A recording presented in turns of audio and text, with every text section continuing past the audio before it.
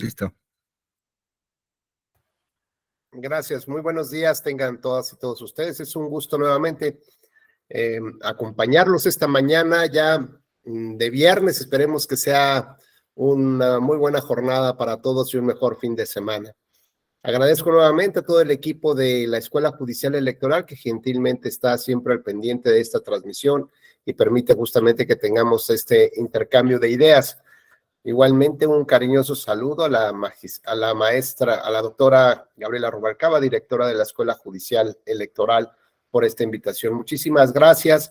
Saludo personalmente a Alondra, muy buenos días. Alondra Nicté, ¿verdad? Buenos días. Sí, Alondra Nicté. Nicté, gusto saludarte. Luis Fernando Delgado, muy buenos días. Muy buenos días, doctor Becerra, un gusto saludarlo. Igualmente, gracias. Juan González, muy buenos días. Buen día, saludos a todos, a todas, muchas gracias. Saludos cordiales. Bueno, igualmente saludamos a Jesús Sotelo, a Carla Aurora y a quienes poco a poco se van también incorporando en esta, hola Aurora, a quienes se van incorporando en esta plataforma y también hola, buen día. Buen día. Van encendiendo también sus cámaras.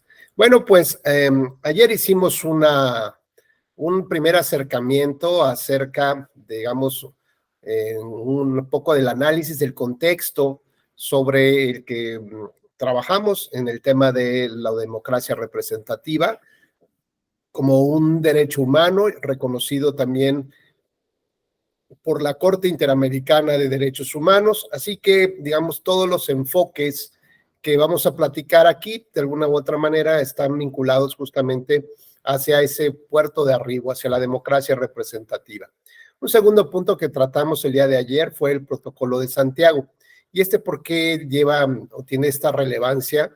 Dado que, bueno, los países integrantes de la Organización de Estados Americanos decidieron entre todos renunciar, digamos, a su soberanía para el conocimiento de posibles violaciones a esta forma de gobierno de la democracia representativa. Con lo cual, esto implica que cualquier, digamos, afectación al artículo 23 de la Convención Americana, al 3, 4 y 20, el romano de la Declaración Americana de Derechos Humanos, podría ser denunciado por cualquier país, digamos, integrante de la OEA, y no solamente pudiéramos oponer como excepción que el único que podría conocer de estos asuntos es el fuero interno, ¿no? La normativa interna o los tribunales nacionales del país. Y un caso emblemático que así pusimos, digamos, de muestra palmaria de estos efectos hasta dónde se está llegando, fue un convenio que suscribió el gobierno de Bolivia con la Organización de Estados Americanos, en el que se determinó que las resoluciones o el dictamen que emitiría un grupo de expertos tendría el carácter de vinculante para el gobierno de Bolivia, con lo cual se deja de lado toda esta soberanía nacional en cuanto a las determinaciones de sus tribunales, de sus leyes electorales o de cualquier autoridad electoral.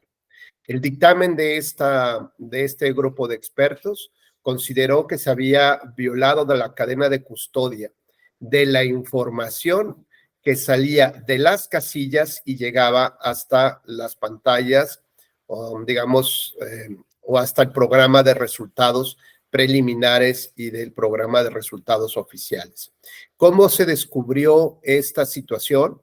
Bueno, pues un grupo de expertos en distintas áreas, es decir, de un conocimiento integral, no solamente abogados, sino gente especializada en informática, empezaron a hacer había como un objetivo claro hacia dónde tendrían que dirigir sus baterías para determinar si dentro del concepto de la integridad electoral, que es un concepto muy acuñado por la autora Pippa Norris, en el cual nos señala que esta integridad electoral tiene que ver con el conjunto de buenas prácticas que la comunidad internacional reconoce para llevar a cabo un proceso electoral con características democráticas y que además toda la estructura o todo el funcionamiento de ese proceso electoral, entendiéndose desde la creación normativa, las modificaciones a la ley, las resoluciones de los tribunales, todo tiende al fortalecimiento de la democracia. Es decir, entendido el derecho humano de la democracia representativa como cualquier otro derecho, es evidente que este podría sufrir ciertas restricciones. Así que, por ejemplo, mi derecho absoluto, mi ejercicio absoluto del derecho a la libertad de tránsito, seguramente se podrá ver opuesto por el otro derecho, por ejemplo, el de Alondra Nicté, que es el derecho a la propiedad privada. Así que si yo quiero transitar por el medio de su casa, pues es evidente que me va a oponer otro derecho fundamental. Ahí encuentro ya una restricción o una relativización, es decir, disminuir una rayita o dos o tres respecto de mi libertad de tránsito. Así que no solamente esa es una manera de restringir o de limitar mi derecho fundamental, sino encontramos otras como el interés general. Por ejemplo, los decretos presidenciales, cuando estuvimos durante la pandemia, se restringía la libertad de reunión a 5 personas. Por lo tanto, los derechos que teníamos para celebrar grandes eventos como bodas, aniversarios o graduaciones de secundaria, preparatoria, recordarán ustedes, se vieron totalmente limitados. ¿Por qué? Porque había un interés general en cuanto a que no se fomentara, digamos, la propagación del virus SARS-CoV-19, ¿no? Luego entonces, bueno, pues es evidente que esta libertad de reunión pues estaba restringida, limitada o relativizada por estos decretos presidenciales atendiendo a la salud de la nación. Y un tercer bloque, digamos, por el cual también se puede restringir, está relacionado con... un segundo, por favor.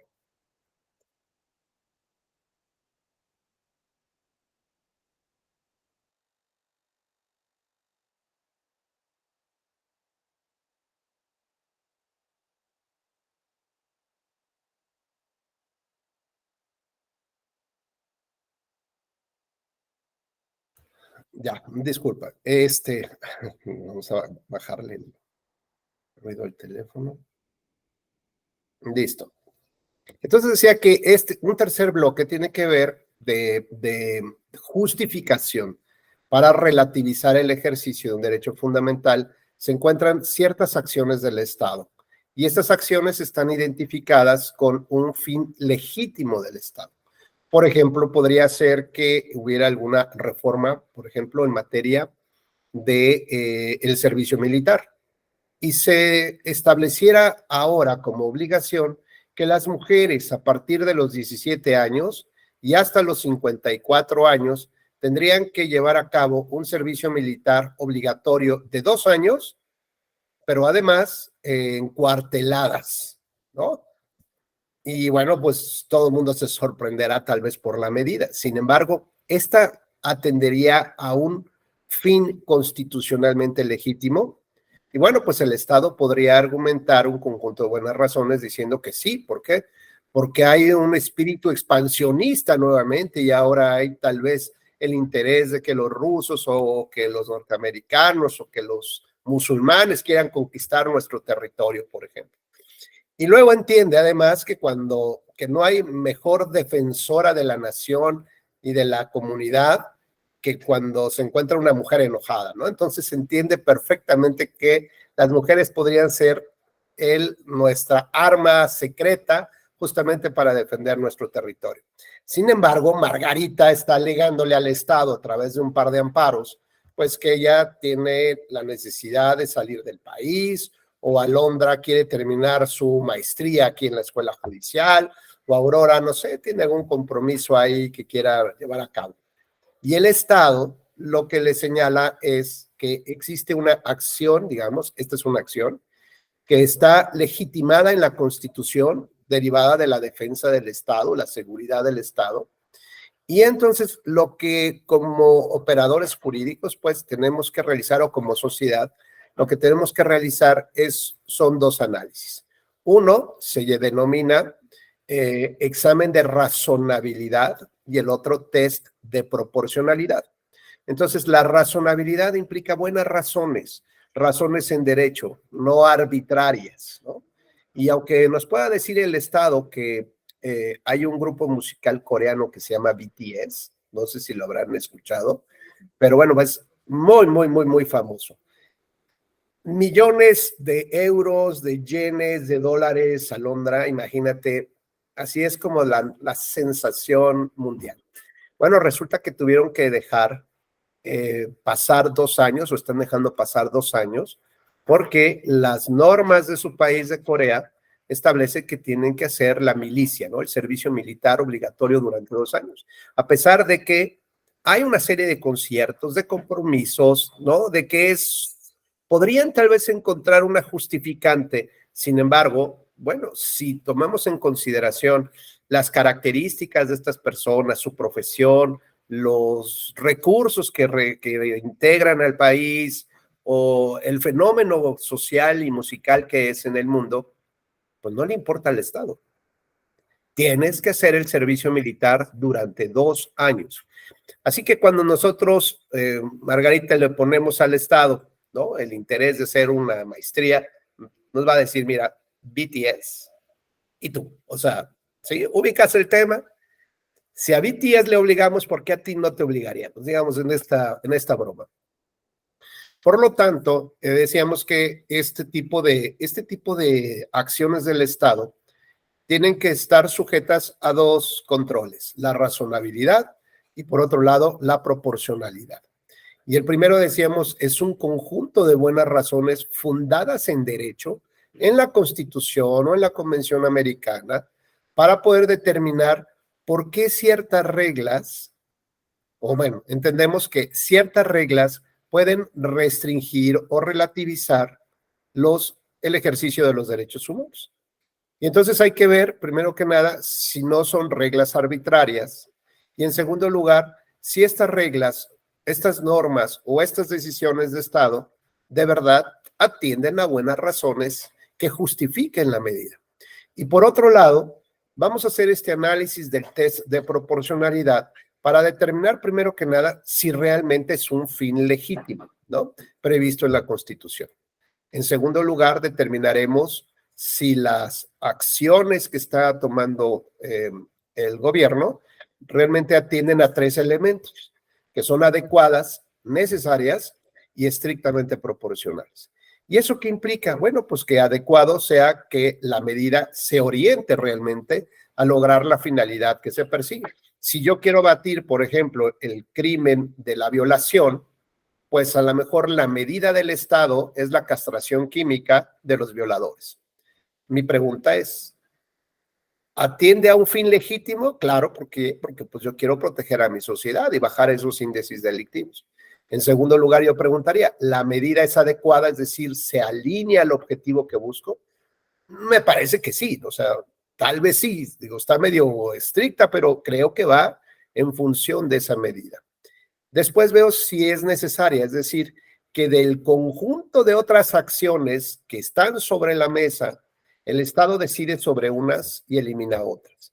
Entonces, lo que yo tengo que ver es si existen otras medidas mediante las cuales pueda llegar al objetivo, digamos, lo más pronto posible, porque pues evidentemente esto se trata de una alteración también a otros derechos fundamentales.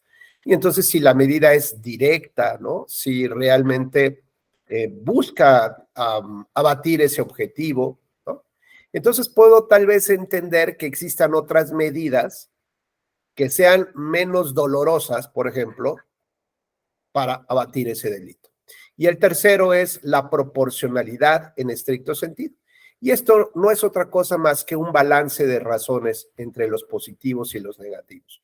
¿Cuál es el máximo alcance que voy a tener? ¿Voy a erradicar con eso la violación? ¿Voy a disminuir un gran porcentaje la violación? Pues a lo mejor en una tablita del 1 al 10, como dirían algunos autores, pues, por ejemplo, Robert Alexy diría, bueno, pues a lo mejor el beneficio que voy a alcanzar, que no está comprobado en este momento, pues voy a alcanzar tal vez un 6, ¿no? Del 1 al 10 alcanzo un 6 o 7. Pero cuando hablo ya de la castración química de una persona, con todo el posible corrupción o falta de cuidado de la justicia, pues bueno, el daño que le voy a provocar en su torre de derechos humanos, pues del 1 al 10, pues es como tal vez de un 7, 8 o hasta 9, ¿no? Porque voy a afectar no solamente la parte física, lo voy a poner en riesgo para que pierda la salud, va a haber un tema de afectación al libre desarrollo de su personalidad, a la posibilidad de tener hijos, ¿no? En fin, hay muchos derechos que se encuentran o subderechos que se encuentran vulnerados y me parece que en este balance de razones, pues si la medida sería la más adecuada dentro de todas las que hay y sea, digamos, ruda, muy fuerte, por ejemplo, como imponer la pena de muerte, por decir alguna cosa, bueno, tendríamos que ver del otro lado cuáles son los alcances que va a tener ese tipo de medidas. Mientras más equilibrado esté este asunto entre los negativos y positivos, mayores razones jurídicas y mejores razones tendría que dar el Estado para poder determinar por qué impone la pena de muerte o este tipo de sanciones. O, por ejemplo, creo que lo vimos con el gobierno de Bukele hace unas semanas, donde puso a los presos, ¿no? Sacó a todos los presos, los amarró, los dobló, y bueno, pues implicaba gráficamente, pues, una sumisión de las personas, y después les dijo bueno, anunció que si hubiera alguna inconformidad, digamos, en la región por lo que les iban a hacer o le estaban haciendo a los presos, pues que los iban a dejar sin alimentos, ¿no? Con lo cual, pues esto representa un interesante planteamiento sobre las políticas o acciones del Estado en términos de este balance de buenas razones y de pesos específicos para lograr lo que el Estado pretende, en la medida que no necesariamente se lastime de una manera importante los derechos humanos. Juan, por favor, muy buenos días nuevamente. Buen día, muchas gracias. Pues sí, un tema que está actualmente en debate en el país es el tema del derecho al aborto y el derecho a la vida, ¿no? Uh-huh. Y es un tema que cuidan mucho en cómo plantearlo en lo que viene siendo pues, los proyectos políticos cuando están en campaña, ¿no? Incluso el mismo presidente de la República no se mete de lleno al tema, ¿no? Porque sí, ciertamente es un asunto que tiene su grado de complicación y que, bueno, pues calculan el tema en función de las campañas electorales y en función de los proyectos políticos que traen, pero no en función de los derechos humanos, ¿no? Creo que esa parte se tiene que abordar de tal forma que se pueda garantizar, por ejemplo, en el caso de adolescentes violadas, ¿no? Que quedan embarazadas y que pues no tienen ese derecho, ¿no? Entonces, creo que es un tema sí muy controvertido, pero bueno, está en la agenda, ¿no? Muchas gracias. Al contrario, Juan, nada más para completar un poquito ahí tu participación, recordar que cuando México y a finales de los 80s, principios de los 90s, a pesar de que ya había suscrito los convenios o aceptación de la Convención Americana, ya para esas épocas, para finales de los 80s, 90s, suscribe, digamos, la adhesión al tratado en el que acepta que la Corte Interamericana conozca de los asuntos de México en materia de violaciones de derechos humanos. Y México presentó dentro de sus derechos de adhesión, presentó 5 reservas. De estas 5 reservas, es decir, 5 temas en los cuales la Corte no tendría competencia para estudiar alguna denuncia, por ejemplo. De estas 5 reservas, hasta donde recuerdo, quedaron en 3 solamente aprobadas. Y de estas 3 reservas, una tiene que ver con el tema de seguridad nacional y militares, la segunda con los temas electorales, ojo, con la forma del gobierno, digamos, y los procesos electorales, pero ya después vino el tema del protocolo de Santiago, que es decir, donde se determinó que si se violentan la democracia representativa, pues los países podrían conocer, ¿no?, de esta temática. A la Corte no le interesa, por ejemplo, si México tiene más o menos partidos políticos. Lo importante es que haya pluralismo político. No le importa si hay financiamiento público o privado, sino que haya equidad en la contienda. No le interesa si hay candidaturas independientes o no. Simplemente que haya posibilidad de representación de las minorías en los congresos, por ejemplo. Nos damos cuenta entonces cómo hay ciertas temáticas que no son conocidas, pero aunque están relacionadas con la democracia representativa. Y el tercero fue este tema que nos hace favor de comentarnos Juan. Tiene que ver con el concepto de la vida. Y en el artículo 4 de la Convención se establece justamente que es una obligación de los Estados miembros respetar el derecho a la vida a partir del momento de la concepción. Es decir, este artículo 4 a nosotros no nos aplica. O sea, entre comillas, sí, pero no. O sea, nos debería de aplicar, pero no necesariamente, porque esa es una excepción que México opuso como tal, y por lo tanto, aunque violemos ese artículo 4, pues no hay manera jurídica internacional para que nos denuncien o nos condenen por no respetar ese artículo 4. Y esto, bueno, pues nada más ya como paréntesis para terminar sobre este tema, que es muy, muy interesante el que plantea nuestro querido compañero Juan, pues tiene que ver también con otros 2 conceptos de argumentación jurídica bien interesantes. El primero tiene que ver con la definición del lenguaje.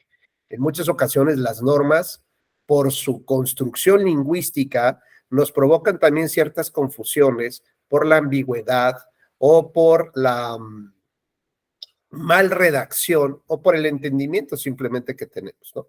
Entonces, por ejemplo, podríamos empezar por definir qué es respetar. Respetar simplemente es no obstruir tu ejercicio de ese derecho, por ejemplo, o respetar implicaría, además de no obstruir, generar todas las garantías jurídicas de protección. Entonces ya vemos cómo hay una ampliación del concepto solamente por decir respetar. Y la otra parte es la concepción. ¿En qué momento, digamos, surge esta concepción? Puede ser a partir de que se fecunda el óvulo, y si se fecundó el óvulo fuera del vientre de la madre, podríamos decir que allá hay concepción, o es hasta que es impostado en el vientre de la madre, o ahora que tenemos digamos, el primer ser humano que ya tiene 3 genomas, el de la madre y el de 2 padres adicionales. Y esto porque fue manipulado genéticamente para poder combatir cierto tipo de enfermedades. Entonces, digamos, este tercer genoma le ayudaría a este bebé a ser una persona más sana. Bueno, pues eso es un tema de biotecnología, de bioética y muchas otras cosas ya bien complejas para nuestra sociedad. Y entonces podríamos decir que fue fecundado. ¿En qué momento? En el último momento. La verdad es que esto genera, pues sí, evidentemente, muchos temas de debate, muchos temas tabú, donde hay que hacer un análisis psicológico, científico, solamente por este concepto, religioso, de contexto social, ¿no? En fin, es verdaderamente muy complejo. Por eso luego a veces es medio difícil entender una coalición entre el PRD y el PAN, ¿no? A ver, ¿cómo definen ustedes este punto, ¿no? Cuando uno está como en esta situación del péndulo, ¿no? Uno está en un extremo y el otro está en el otro. ¿En qué momento ustedes se van a poner de acuerdo sobre estas temáticas? Pues en ninguno. Y entonces esta coalición que ustedes pretenden formular, pues es una coalición, y ahorita también tocaremos ese tema, son coaliciones electorales. Y esto implica, pues, la necesidad de tener una aritmética, resultados para poder sacar al que está ahí. Y de pronto escuchamos, fuera el PRI de los Pinos. Bueno, pues esa era la idea, sacar al PRI de los Pinos, ¿no? Ahora fuera López Obrador. Bueno, pero ¿cuál es la propuesta real que hay detrás de una coalición electoral? Y hay gobiernos, digamos, hay países y legislaciones que, si bien permiten la coalición electoral, lo cierto es que buscan que en el fondo haya una coalición de gobierno. Y esto normalmente lo vemos, por ejemplo, cuando hay una segunda vuelta electoral. Saben ustedes, por ejemplo, que en algunas legislaciones se establece que quien gana la elección, pues tiene que ganar con el 51% de los votos. Y si no llegas a ese porcentaje, tendrás que ir a otra elección. Por ejemplo, lo acabamos de ver en Turquía. El actual presidente, que ya llevaba, Erdogan, lleva casi 20 años de gobierno. Bueno, pues se sometió otra vez al escrutinio de las urnas. Resulta que no ganó la mayoría del 51% y se tuvo que ir a una segunda vuelta electoral. Lo mismo pasó en el Ecuador. En esta segunda vuelta, Turquía, Luis Fernando es de Turquía. En este segundo, digamos, igual que el Ecuador, en esta segunda vuelta electoral, pues es evidente que los dos candidatos, digamos, que quedaron en los primeros lugares, tratan de sumar los votos de sus adeptos, de sus militantes y de sus simpatizantes. Y si Alondra confía en mí, ¿no? En mí, y yo quedé en tercer lugar, y le voy a decir, oye, Alondra, no seas mala onda, vamos ahora a votar por Jesús Otelo.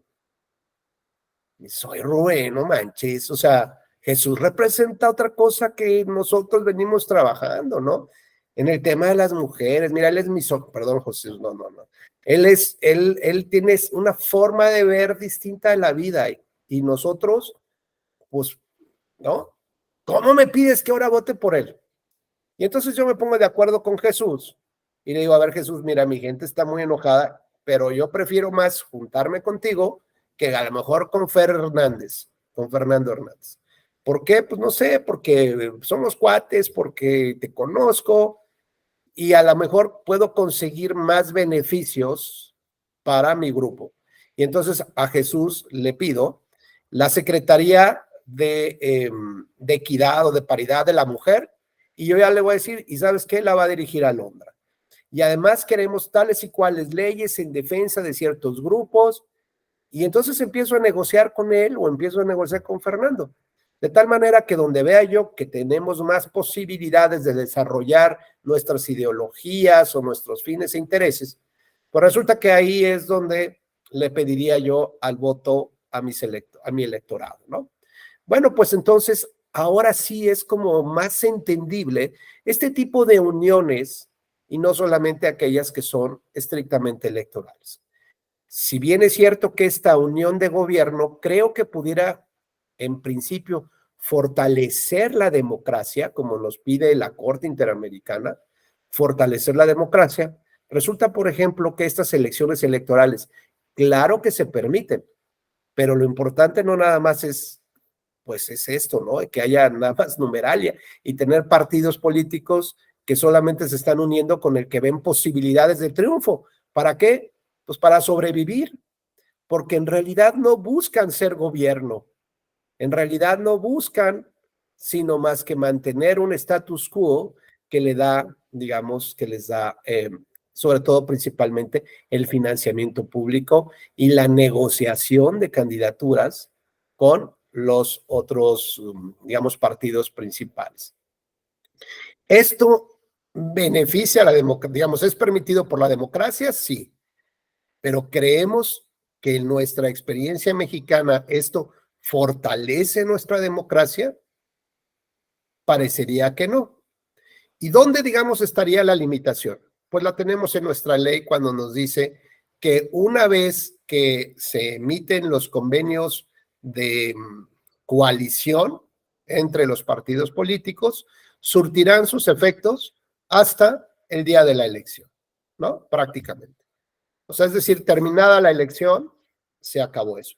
¿Por qué? Pues porque no permiten o no nos permite que haya en realidad una coalición de gobierno, ni tampoco nos dirige justamente a que haya más amarres, más intereses fuertes entre los partidos políticos que beneficien a los electores, en realidad, y no solamente a quitar a alguien del poder y poner a otro en el poder. El otro día leía una columna muy interesante, pero me encantó el título que decía, diferente rey, misma corona, ¿no? No importa quién llegaba a la presidencia, podía ser igual, mejor o peor. En realidad se trata del mismo poder, ¿no? La misma corona, pero con distintas personas, distintos partidos, mientras no haya justamente esta vinculación que hemos dicho a partir de la gobernanza con la sociedad. Estos vasos comunicantes que son partidos y candidatos, vasos comunicantes entre las decisiones de Estado y lo que la sociedad espera que ese Estado le entregue de resultados, ¿no? Pero muy bien, muy interesante este tema, Juan, muchísimas gracias. Bueno, y entonces decíamos que estos eran como los tres grandes obstáculos o tres situaciones legales, constitucionales, que permiten relativizar el ejercicio de un derecho humano. Así que cuando hablamos de la democracia representativa, también como un derecho humano, puede encontrar ciertas regulaciones, ¿no?, que relativizan el ejercicio de un derecho. Por ejemplo, votar y ser votado. ¿Es un derecho humano? Sí. Y entonces, si es un derecho humano, es un derecho de las personas desde que nacen hasta minutos antes de que mueren. Sin embargo, está relativizado por la edad. Es decir, de 0 a 17 años no pueden votar. Es decir, este grupo de personas no pueden ejercer este derecho. Y entonces diríamos, ¿y por qué no lo podrían ejercer? Pues porque la ley establece que es a partir de los 18. Y entonces yo puedo decir, ok, pareciera que la edad es un elemento que la Convención Americana me permite, ¿no?, justificar la relativización del ejercicio del voto. Entonces podría yo también suponer, a partir de un conjunto de buenas razones y de un test de proporcionalidad, ampliar la edad ahora hasta los 25 años. ¿Sería una medida constitucional? Sí. ¿Por qué sería convencional? Sí. ¿Por qué? Porque la propia Convención Americana en ese artículo 23 me dice que las causas por las que se puede restringir ese derecho es la edad. Otra es la nacionalidad. Entonces puedo decir que solo los mexicanos podrían votar. Entonces ya llevo edad, llevo la nacionalidad y fíjense algo bien interesante, también nos dice la instrucción. Así que podría yo cerrar un universo de votantes solamente a los que tengan instrucción básica o hasta la preparatoria. Si no estudiaste hasta la preparatoria, si no tienes esta capacidad y de instrucción cultural, ¿y eso sería permitido? Sí. ¿Es una causa que me permite restringir el voto? Sí. Sin embargo, bueno, aquí en México esa parte nosotros consideramos que debe ser universal, debe ser abierto a todos. Sin embargo, la propia convención me permite limitarlo a eso. O también cuando existe una deficiencia mental o psicosomática, o bien cuando está sentenciado, ¿no?, cuando está preso las personas. Entonces, como podemos ver, hay ciertas causas permitidas por los gobiernos, digamos, por los países integrantes de la OEA, que me permiten hacer una limitación de ese tipo de derechos bajo estas características, ¿no? Bueno, pues esto es, digamos, uno de estos primeros anclajes muy importantes que hay que tomar en consideración. El segundo punto es cómo ve la Corte Interamericana el tema de la construcción o constitución de los partidos políticos. Y bueno, pues en este apartado tenemos algunos temas muy clásicos. Por ejemplo, cuando una comunidad indígena en el Perú solicitó su incorporación como partido político. Y, digamos, los requisitos establecidos en sus leyes, pues determinaban algunas oposiciones, ¿no?, prácticamente que pudieran ejercer este derecho. Bueno, pues la Corte finalmente definió la posibilidad de que pueda haber partidos indígenas, ¿no? Es decir, que conforme a sus propios intereses pudieran participar en sus propias elecciones, ¿no?, de usos y costumbres y adicionalmente que pudieran participar en las elecciones constitucionales. Lo relevante de este tema es nuevamente volver a analizar las diferencias que históricamente recaen en ciertos grupos poblacionales y que les impiden ejercer el derecho humano como los demás sí podemos hacerlo. Y específicamente hablamos, digamos, de este análisis segmentado o de este análisis de perspectiva, donde tenemos que analizar el contexto y los actores que están en juego en el caso. Y en este tema, bueno, pues hablar de una comunidad indígena, pues evidentemente nos obliga a entender sus condiciones sociales, económicas y culturales que han, digamos, estado afectadas históricamente y que por lo tanto su situación, su status quo, no le permite ejercer los mismos derechos que tenemos Alondra y yo, de la misma manera. Ese acceso al conocimiento, a la cultura, a la economía, a la preparación, ¿no?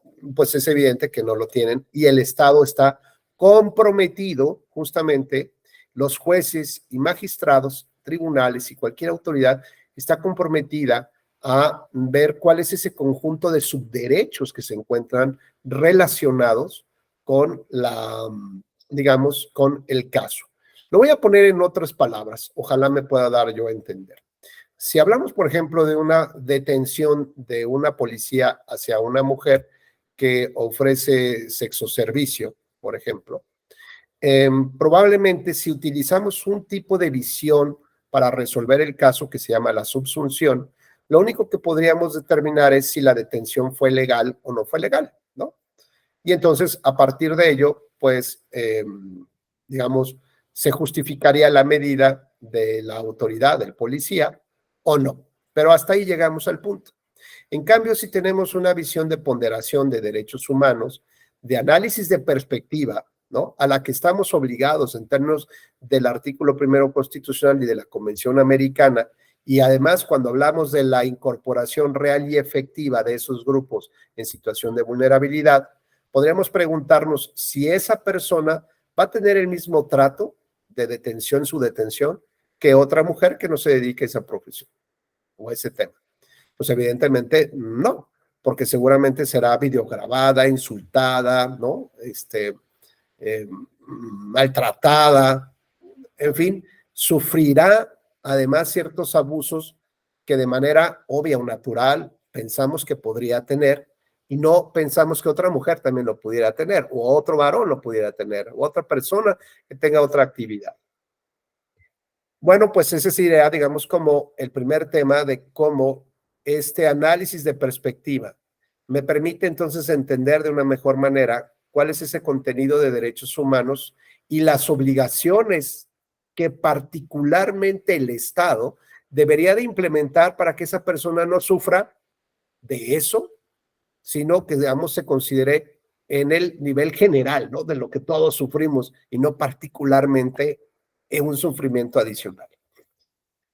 Y cuando hablamos, por ejemplo, de la detención hasta 72 horas, bueno, pues podríamos suponer si esto impacta o no también en su esfera de derechos y hacia otros subderechos que están relacionados, como cuál, como la posibilidad de que tuviera hijos menores de edad.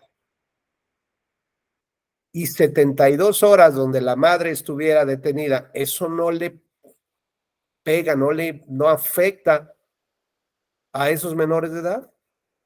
Entonces, lo que podemos entender es que con esta visión de perspectiva del derecho o de estos grupos que pueden pertenecer, como diría la Constitución, de categoría sospechosa, es decir, que pudiéramos suponer que tienen ciertas particularidades que generan obligaciones adicionales del Estado, que están establecidas en los tratados internacionales y que por lo tanto las autoridades tendríamos que conocer de primera mano para saber qué hacer o cómo hacerle para que esta persona se pueda realmente integrar a la sociedad. Lo pongo, por ejemplo, en otro contexto. Todos sabemos que hay personas que tienen una condición de vida que les impide ver. Bueno, y ahora que hay elecciones, seguramente se establecerán o las reglas establecen alguna situación para que ellas puedan votar. ¿Alguien sabe cuáles son? ¿Qué se establece en la ley para que estas personas que no ven puedan ejercer el sufragio? El sistema braille, ¿no? Sí, me parece muy bien, Juan, pero te me adelantaste. Perdón. Justo, no, justo quería yo llegar a eso por lo siguiente, pero no te me vayas, porque la ley permite que haya una coadyuvancia, que haya alguien que le acompañe a la persona para que pueda ejercer el sufragio, ¿no?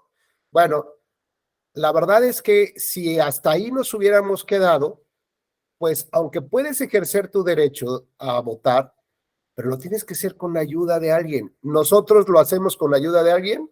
No, ¿verdad? Bueno, pues entonces tendríamos que integrar a esa persona para que haga exactamente lo mismo que nosotros. Y entonces, como dice Juan, bueno, pues ahora no necesitarás a alguien que te lea, que te diga dónde cruzar el voto, ¿no? La boleta, sino que plantillas braille harían, digamos, como esa posibilidad, ¿no? Es decir, ya te estoy incorporando de alguna manera un poquito más para que te sientas igual que nosotros. Pero a ver, Juan, después de que esa persona ya cruzó su voto con su plantilla, sale de la mampara, es decir, de esta casetita, y se tiene que dirigir a la urna. Nuevamente tendría que ser ayudada por alguien para llegar a la urna. Pero, ¿cómo le hacemos para que no tenga ese problema? En ese caso están habilitados los funcionarios de las mesas directivas de casilla para poder apoyarlo a moverse dentro de la propia casilla. Claro. Ay, es que ellos solitos no pueden. ¿No te ha pasado, por ejemplo, cuando estás en casa con un grupo de amigos o en la familia y de pronto alguno de los hermanos, primos, tíos, no sé, ya pasados de los 40, 45 años, Juan, ¿no? Le pide el favor a uno de sus hijos que le baje la aplicación, que le mande la foto. A ver, mijo, ¿no? Porque yo no sé, ay, yo no sé. Y el hijo así de, manito, o sea, no puedes ni apretar. Aquí dice power, papá, aquí pégale al control. Ay, pues es que ya no, es que no traigo mis lentes, mijito. Se siente horrible eso, ¿no? ¿Sí o no? ¿No? Bueno, pues lo mismo, ay, que vengan a ayudarle al pobre hombre porque no saben ni por dónde caminar en la casilla. Se trata de incorporarlo, entonces el Estado tendría que poner, hay unos como bordecitos, ¿no? Y que a lo mejor con el bastón pudiera, o colocar las urnas muy cercanas para que no tenga estas dificultades. Pero bueno, ya llegamos al punto que llegó a las urnas, estimado Juan. Ahora, yo cuando voy a votar en elecciones concurrentes como el 24, encuentro 6 urnas. Y estoy. Oiga, señorita, ¿y diputados federales dónde va? Porque aquí dice diputados, y luego, locales. Ah, o sea, ¿esta no es aquí? No. ¿Y la de presidente dónde la pongo? ¿Dónde dice presidente municipal? Presidente de la República, presidente municipal. Y luego me dice, oiga, se ve que usted no vio Plaza Sésamo, ¿verdad? De rojo con rojo, rojo con rojo, azul con azul, pues para mayor identificación, oiga. Bueno, ¿cómo le haríamos para una persona con dificultades para poder ver? Ya dirían, bueno, pues seguramente la urna debe también tener toques eléctricos para que no se equivoque, o también debe de poder sentir, ¿no? O que le digan, ay, no, aquí mételo. Bueno, vamos a suponer que ya sabe dónde va su voto. Luego, ¿cómo lo introducimos a Londra? ¿Por dónde se introduce esa papeleta que además no, hay que doblarla, señor? Ah, la tengo que doblar. En 2, en 3, en lo que quiera, dóblela y métela. Y ahí está, ay, no entra en la ranura, ¿no? Ahora imagínate una persona invidente. ¿Cómo le harías tú para que no tuviera esa dificultad esa persona y pudiera emitir su sufragio así, meterlo? ¿Qué le harías? Pues guiarlo, previamente, cuando se les da la boleta, darle las instrucciones o más que nada las facilidades a la persona para que... ¿Cuál sería? Ya pues, está, no entra, no le encuentro la ranura. Y sí, eso pues, le hace sentir mal. claro, porque no es totalmente independiente al momento de emitir su voto. Entonces, pues simplemente modificar el superior de la urna donde van a ir las boletas para que pueda tener un fácil acceso al momento de introducir su voto. Es decir, a lo mejor normalmente todos tenemos una pequeña ranura, Así pero es. para él le podríamos abrir una extensión y ahí pueda meter el sufragio, ¿no? Hay quien dice que una especie de embudo también serviría, no lo sé. Lo importante de este ejercicio, a ver, perdón Luis, sí, adelante, por favor. Ok, buenos días. Buen día. También, por ejemplo, cuando digamos, si se, ay, ¿cuál sería la palabra? Cuando o sea, en relación al voto electrónico, cuando se instaure o se establezca, no sé, ¿cuál sería la palabra correcta? Yo he visto que hay gente que con discapacidades que escribe por el celular.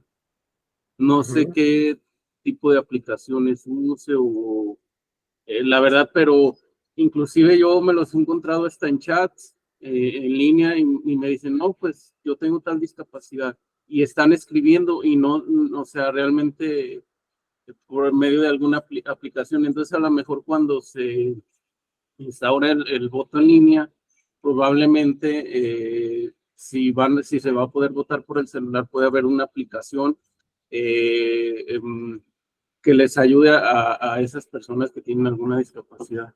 Gracias. Gracias, Luis. O bien probablemente pudiera ser el voto anticipado, ¿no? Como fue ahora en el Estado de México y Coahuila, donde pudieron votar personas que estaban privadas de su libertad, pero no tenían una sentencia, y también personas del extranjero, ciudadanos mexicanos que están en el extranjero, también pudieron emitir su voto una semana antes, ¿no? Que viene, ya sea algunos vienen por correo y otros fueron electrónicamente.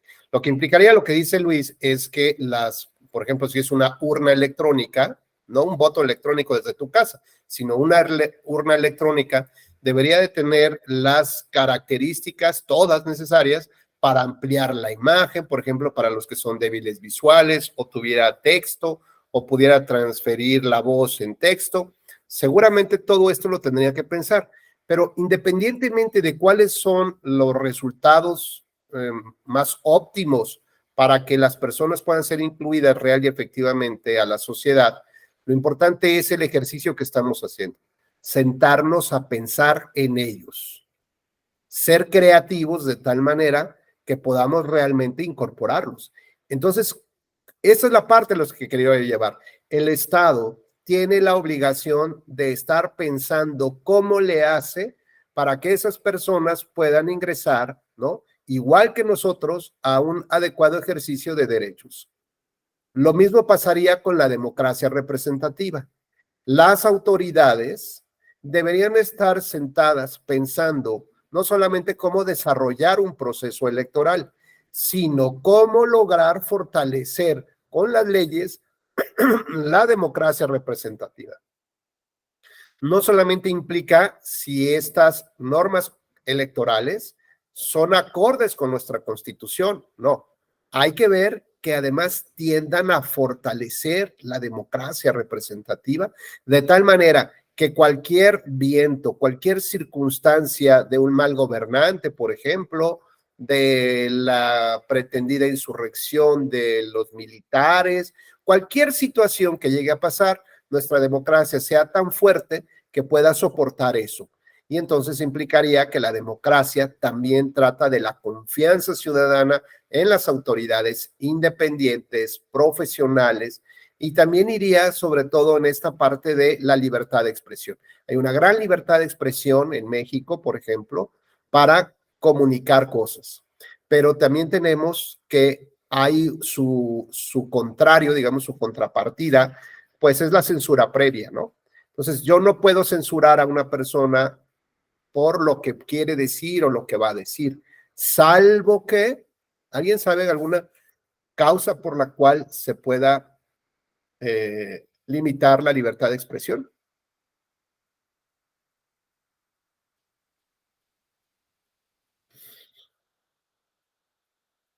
puede afectar derechos de terceros, puede afectar o por ejemplo, cuando se afecta el interés superior de la infancia, de la niñez, o cuando conduce a proclamas de odio, de racismo, ¿no?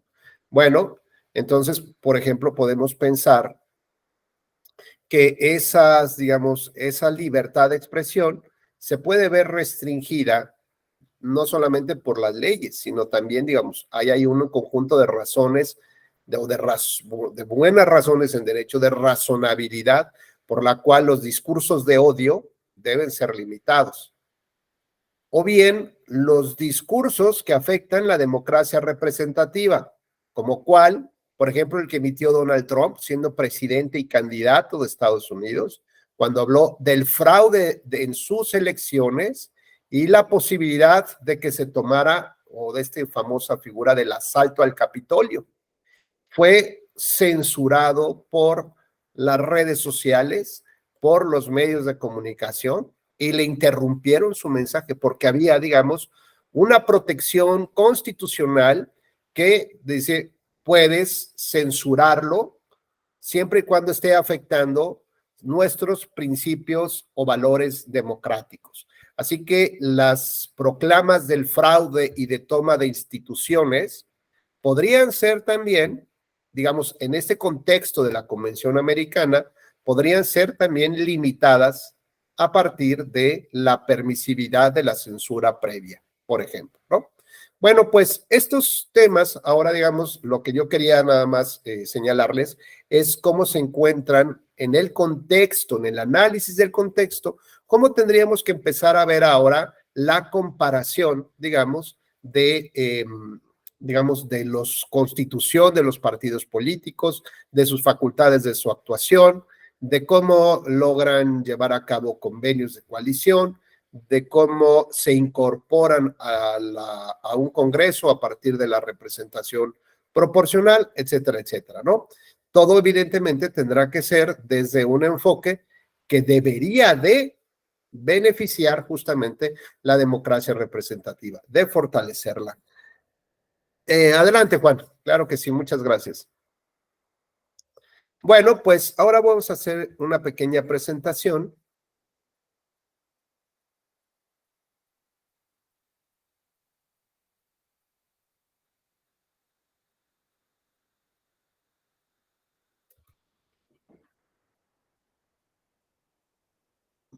Para ir más o menos siguiendo este tema.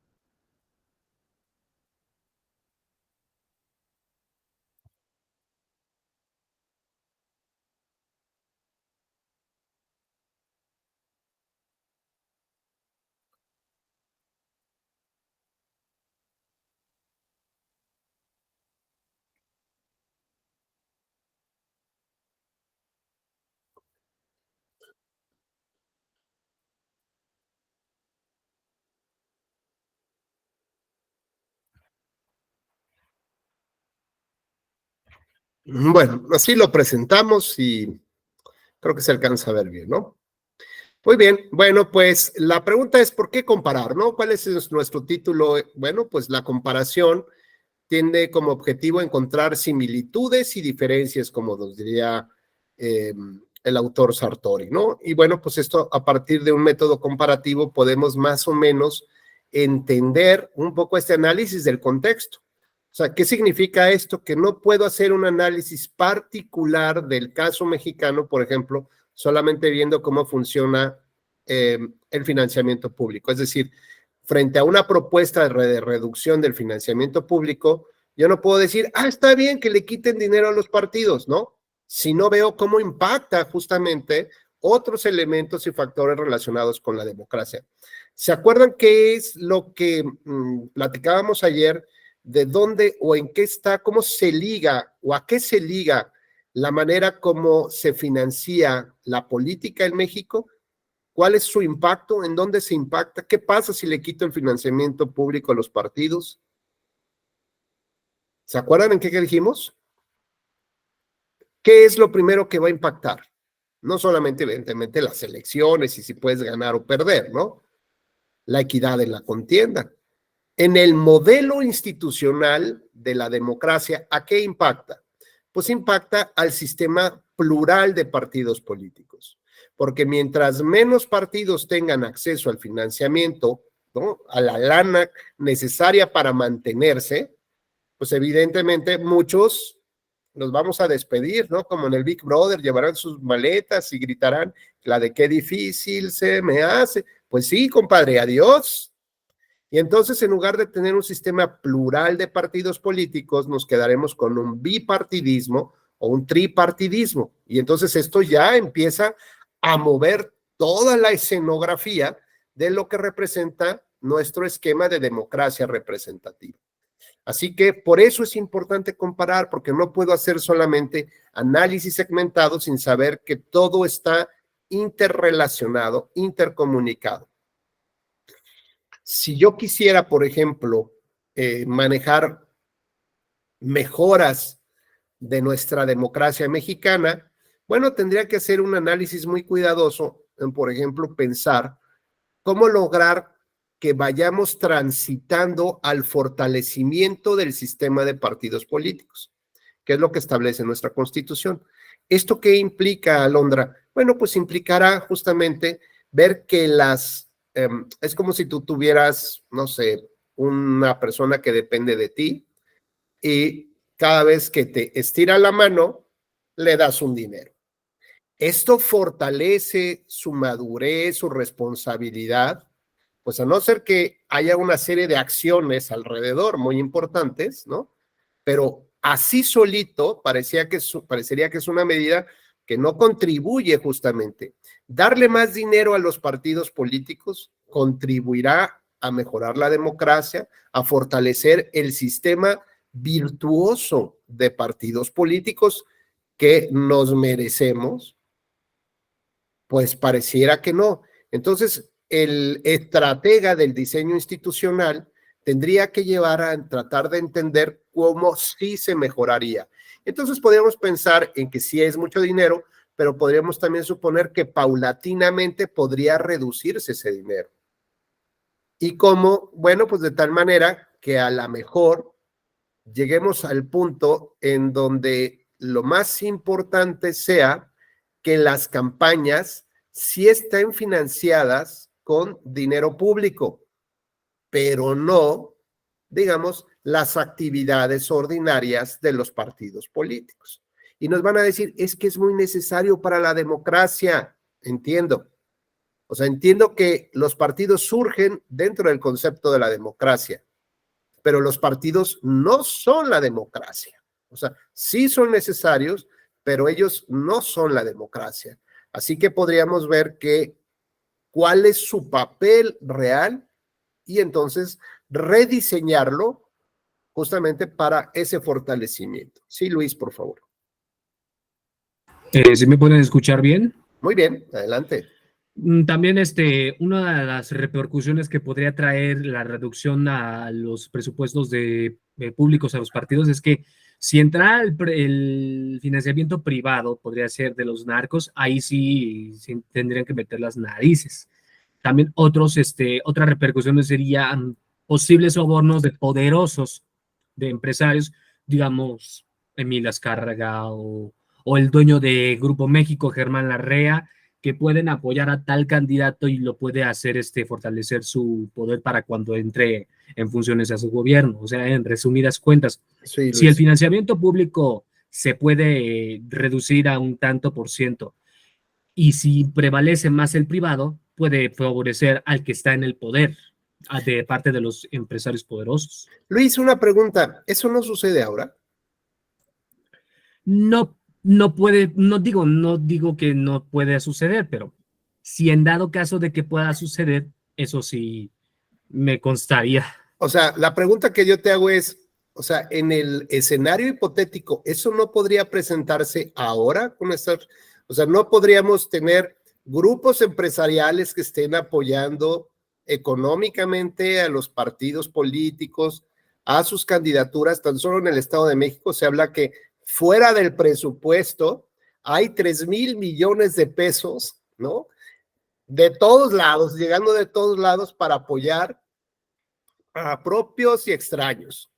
Y no significa que no obtengan también recursos por bajita la mano, sabe de Dios quién. Es decir, no significa que digamos que haya una vacuna en este momento para evitar eso. Evidentemente está prohibido. Pero lo que tendríamos que hacer es, como nuestro puerto de destino es un derecho humano, lo que tendríamos que hacer es analizar cuáles son las acciones que afectan a ese derecho humano. Es decir, imagínate, si es un derecho humano, bueno, podremos pensar que es como una persona.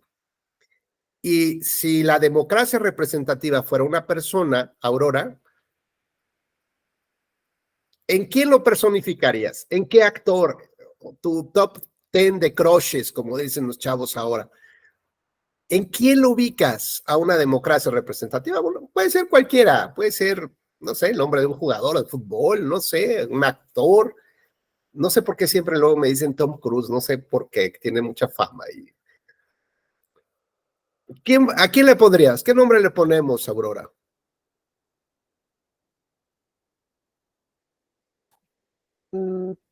¿Sería un empresario en específico?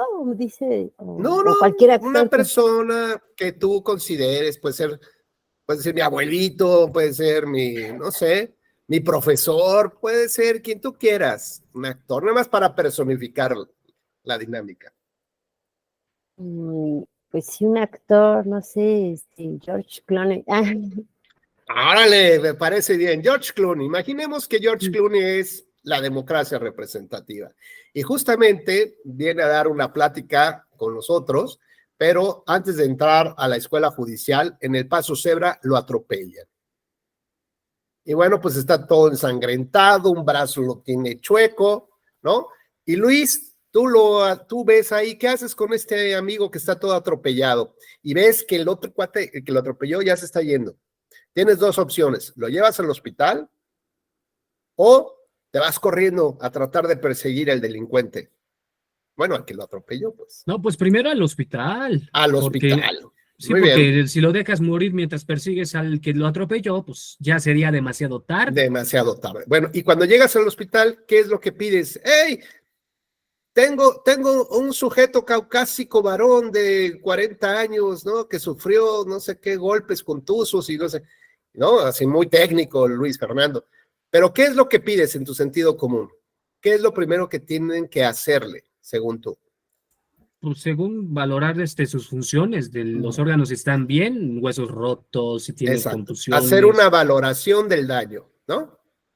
Ya tienen la valoración, tienen radiografías, y dice, ya se puede ir. No, espérate, a ver, ¿qué hay que hacerle, no? Digamos, la segunda etapa es cómo lo arreglamos, cómo lo reparamos al colega, ¿no?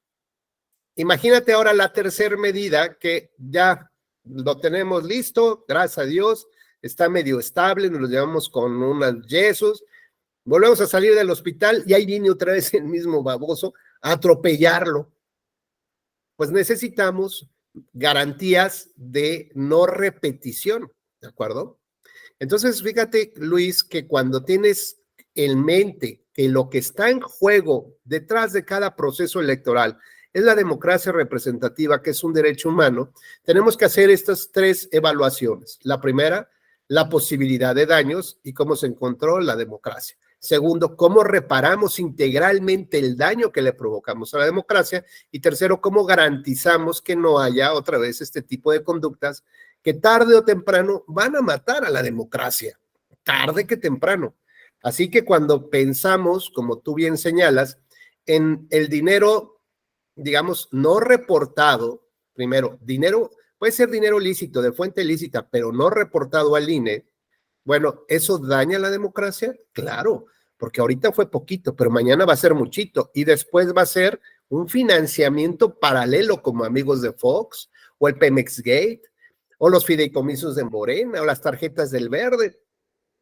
Es decir, si no pones una garantía para que no se repitan estas conductas, el día de mañana no los vas a poder detener.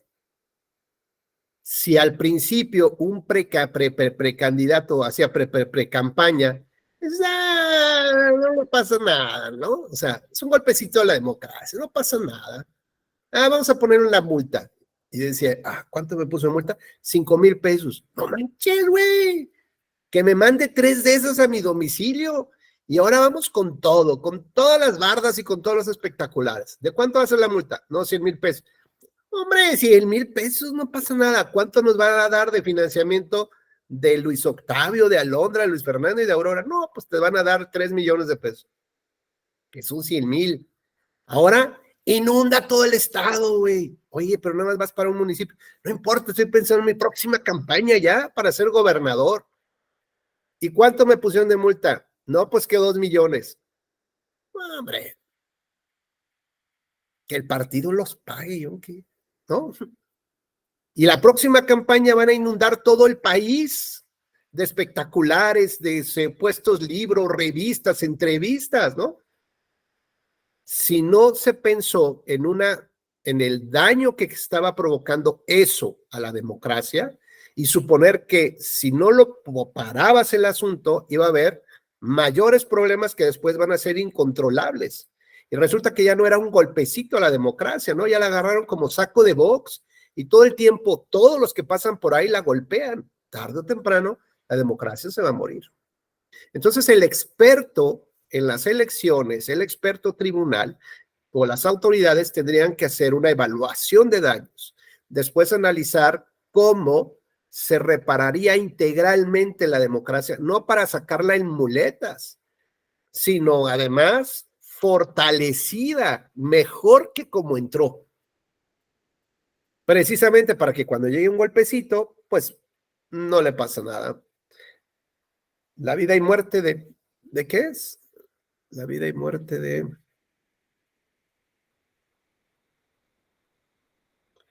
la democracia. Sí, muy bueno. Claro que sí, gracias, Luis Fernando. Bueno, pues digamos, órale. Va que va. Gracias, Luis. Bueno, pues entonces tenemos que todo análisis de las normas electorales, decíamos, tiene que pasar primero por un análisis o un estudio de razonabilidad. ¿Por qué? Porque estamos limitando o regulando el ejercicio de un derecho fundamental. Y el segundo, de un test de proporcionalidad. ¿Qué tan grave, qué tanto en este balance de buenas y malas razones es adecuado lo que estoy haciendo cuando bajo la edad, por ejemplo, para ser diputado a los 18 años? Pues digamos, como amplío el universo, pues todo el mundo aplaude. Tengo pocos argumentos jurídicos, pero parece que el verdadero argumento, buena razón, es que si yo puedo votar a los 18, ¿por qué no puedo ser diputado a los 18? ¿Ok? Ya vimos que la edad es una forma de disminuir o de regular, ¿no? Bueno, pues, ¿qué les parece que en este sentido de ampliación del derecho, en lugar de limitar la edad para votar a los 18, la voy a abrir para que voten a partir de los 14 años o de los 16, como pasa en Argentina, en Alemania, del voto voluntario? Esto significaría que con esa razón que justifica la disminución para ser diputado, implicaría que puedo ser diputado a partir de los 16 años, yes, o de los 14. Y si llega una persona, digamos, en el punto en que estamos ahorita, solamente disminuir a los 18 años la edad para ser diputado, si llega, digamos, una persona de 18 años y le solicita al INE su registro como candidato a senador, le va a decir, no puedo. ¿Por qué? Porque la Constitución, la ley, Constitución y ley dice que son a partir de los 18. Y entonces, en un balance de razones, ¿no? De la razonabilidad y del test de proporcionalidad, yo voy a acusar de discriminación. ¿Por qué? Pues porque si la razón para ser diputado a los 18 es porque puedo ejercer ese cargo, porque puedo votar a los 18, ¿por qué no podría hacerlo para ser senador o presidente de la República?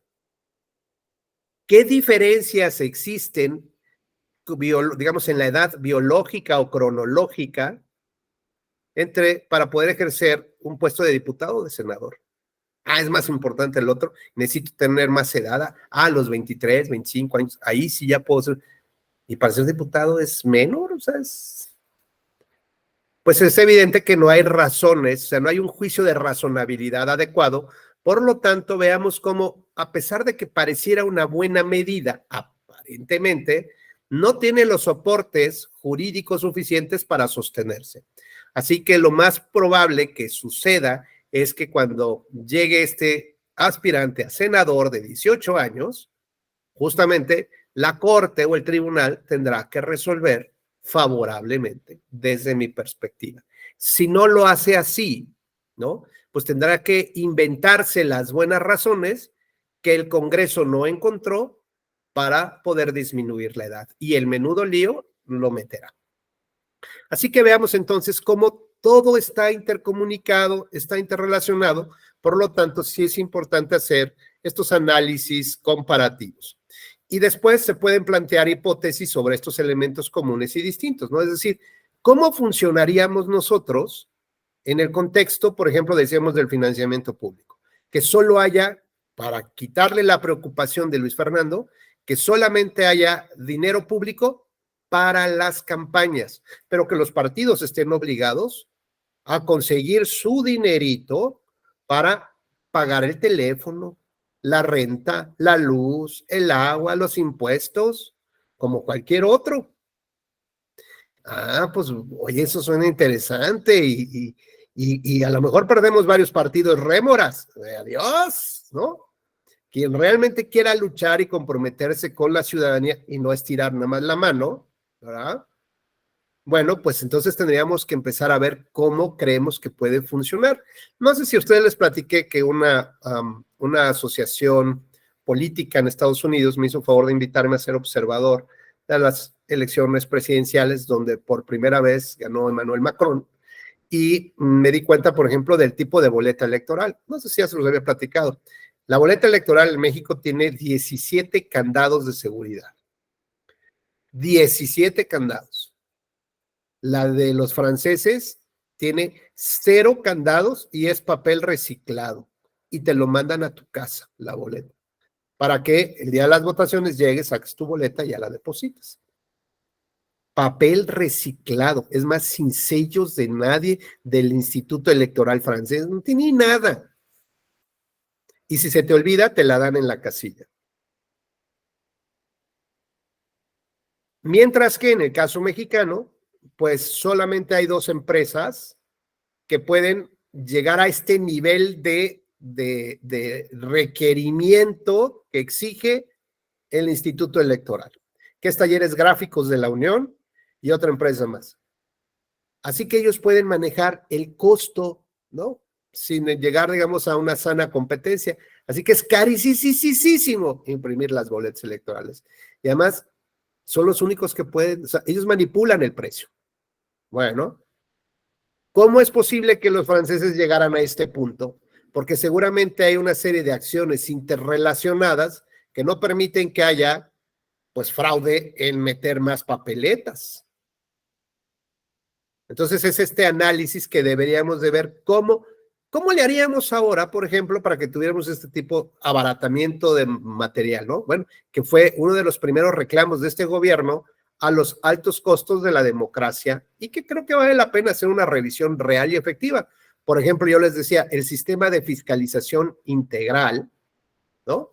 Donde los partidos y candidatos presentan todos sus gastos ahí, aparentemente en tiempo real, pero tiempo real implica 3 días, tienes chance en 3 días. Y la actual ley que está suspendida le da el tiempo real un concepto de hasta 10 días. Y es entendible, a ver, me parece que en una campaña todo el mundo anda en la loquera y pues necesitas tiempo como para poder ya sentarte y los contadores empezar a subir, conseguir la información, los datos y luego ya meterlos al sistema. Me parece muy bien. Pero finalmente se contrató ese sistema porque iba a interrelacionar ¿no? La información que tenía el Sistema Nacional Bancario y de Valores y el sistema hacendario. Es decir, ya venía un cruce de información. Resulta que en una época, no, que se había pagado este sistema a una empresa, no pudimos tener fiscalización. ¿Por qué? Pues porque la empresa no terminó el programa. Así que tuvimos que esperar a la siguiente elección, que ahora con la ayuda de la UNAM, se concluyó, digamos, este programa. Y la única diferencia es que en lugar de tener 50 cajas en tu casa, Alondra, o 500 cajas de facturas del sushito, ¿no? O de gastos de papelería, 500 cajas ahí, imagínate, ¿no? Y a ver, ¿dónde está la factura? Crúzala con la otra, ¿no? Pues a ver, busca, abre la caja, no, muéveme la caja, ¿no? Cierra la caja, no encontré, oigan, aquí dejaron un pedazo de pizza, no se vale, ¿no? Y así, y hay ratones. Bueno, lo único que cambió con este sistema es que en lugar de tener físicamente las cajas, las tienes en tu computadora. Pero es el mismo ejercicio. Abre un archivo, abre el otro folder, ves si los cruzas y el ejercicio es manual. ¿De qué sirvió pagar millones y millones de pesos para un sistema que no está funcionando de acuerdo a lo que se había solicitado? Entonces, como no funciona el sistema, tienes que contratar a 500 personas, Alondra, que vengan a abrir esas cajas en la computadora. Entonces, creo que vale la pena hacer una revisión. Bueno, permite sortear reduccionismos, ¿no? Bueno, pues evidentemente no solamente se trata de tener esta visión parcial, aislada de lo que queremos mejorar o analizar. Permite entender bajo qué circunstancias ciertas acciones podrían funcionar o bajo qué modelo pudieran funcionar. Entonces es evidente, a ver, queremos menos partidos, que no está mal, queremos menos partidos, subamos el umbral de participación, digamos el umbral mínimo para mantener el registro. En lugar de un 3%, manejémoslos ahora a 5 o a un 7%. O en su caso, ¿qué pasaría si se quita el umbral?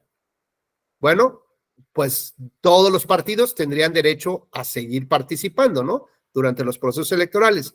Alondra, ¿qué sugerirías tú en, digamos, en un balance con los datos que te he dado últimamente en estos 15 minutos? Si hay una norma que elimina el umbral para que los partidos puedan mantener su registro siempre, ¿con qué medida vendría acompañada en tu concepto? Pues yo considero que no debería de darse ese supuesto, ya que Pero ya se dio, Alondra, ya se dio, ya lo tenemos. Busquemos la reforma. Sí, pero ahora qué, pero ¿cómo equilibras esto? Pues tener una fiscalización un poco más específica y directa a todos los que vayan a conservar en el registro. Al desaparecer ese umbral, debe de haber una exigencia aún mayor para no caer en cuestiones ilícitas. Sería mi propuesta de solución. Esa sería una.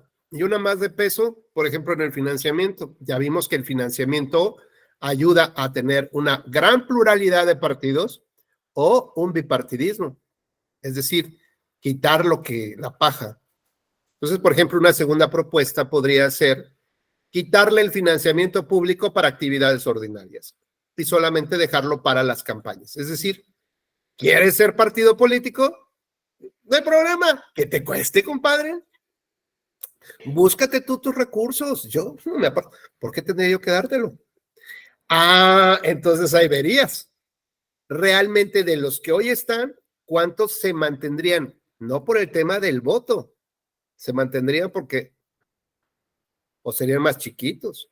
O a lo mejor el PRD, que se dice nacional, pues ahora solamente sería regional. ¿Por qué? Porque no le da para mantener toda una estructura. Pues ese es su justo valor, esa es su justa dimensión. ¿Estamos? Entonces veamos cómo podemos equilibrar algunas otras cosas que no solamente que aparentemente van a beneficiar a la democracia. No, a ver. La idea es que haya más partidos políticos, bueno, pero la idea es quitar también lo que nos sirva, o sea, dejar que no solamente sea un tema de votación, porque además hay muy pocos votos últimamente. Bueno, pues hay que pensar de manera integral en el fenómeno, siempre pensando en fortalecer la democracia, darle más dinero a los partidos no significa fortalecer la democracia. Quitar el umbral no significa fortalecer la democracia. Facilitar los requisitos para ser partido no necesariamente realmente fortalece la democracia si no viene acompañada de un análisis estratégico de buenas razones del por qué sí funcionaría mejor nuestra democracia. Y se pueden, digamos, hacer algunas generalizaciones por región, sistema, actores. Entonces, bueno, podemos ver cómo funciona la legislación, los partidos políticos en Latinoamérica. Y luego hacernos una especie de comparativo, cómo estamos con los europeos, ¿no? Es decir, a ver, vamos a hacer un quién vive ahí, y bueno, pues nos daremos cuenta de, no manches, ¿cómo le hacen para sobrevivir? Oh, oye, qué padre democracia tienen, claro, porque son 5,000 peladillos y ya. Pero yo, ¿cómo puedo tener ese tipo de participación en todo el país, ¿no? Como tal. Y una limitante no menor es que deja de lado particularidades e historia. Bueno, pues evidentemente hay toda una tradición de un modelo en México, ¿no? Pero no significa que necesariamente vaya a funcionar, ¿no? En esta misma historia que tenemos.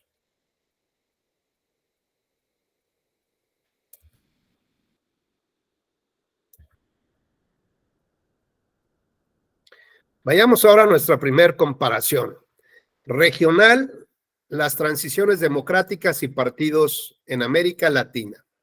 ¿Cuáles son los elementos en común que tenemos? Que somos latinos, somos latinoamericanos y creemos en el cambio a través de un redentor, una sola persona, y por lo tanto fijamos que nuestro esquema, como debería de funcionar, fue uno que adoptamos de un sistema monárquico, ¿no? Y ese sistema monárquico que tuvimos cientos de años, ¿no? Prácticamente, a partir de la colonia, de la dominación, veíamos que así funcionaban las cosas.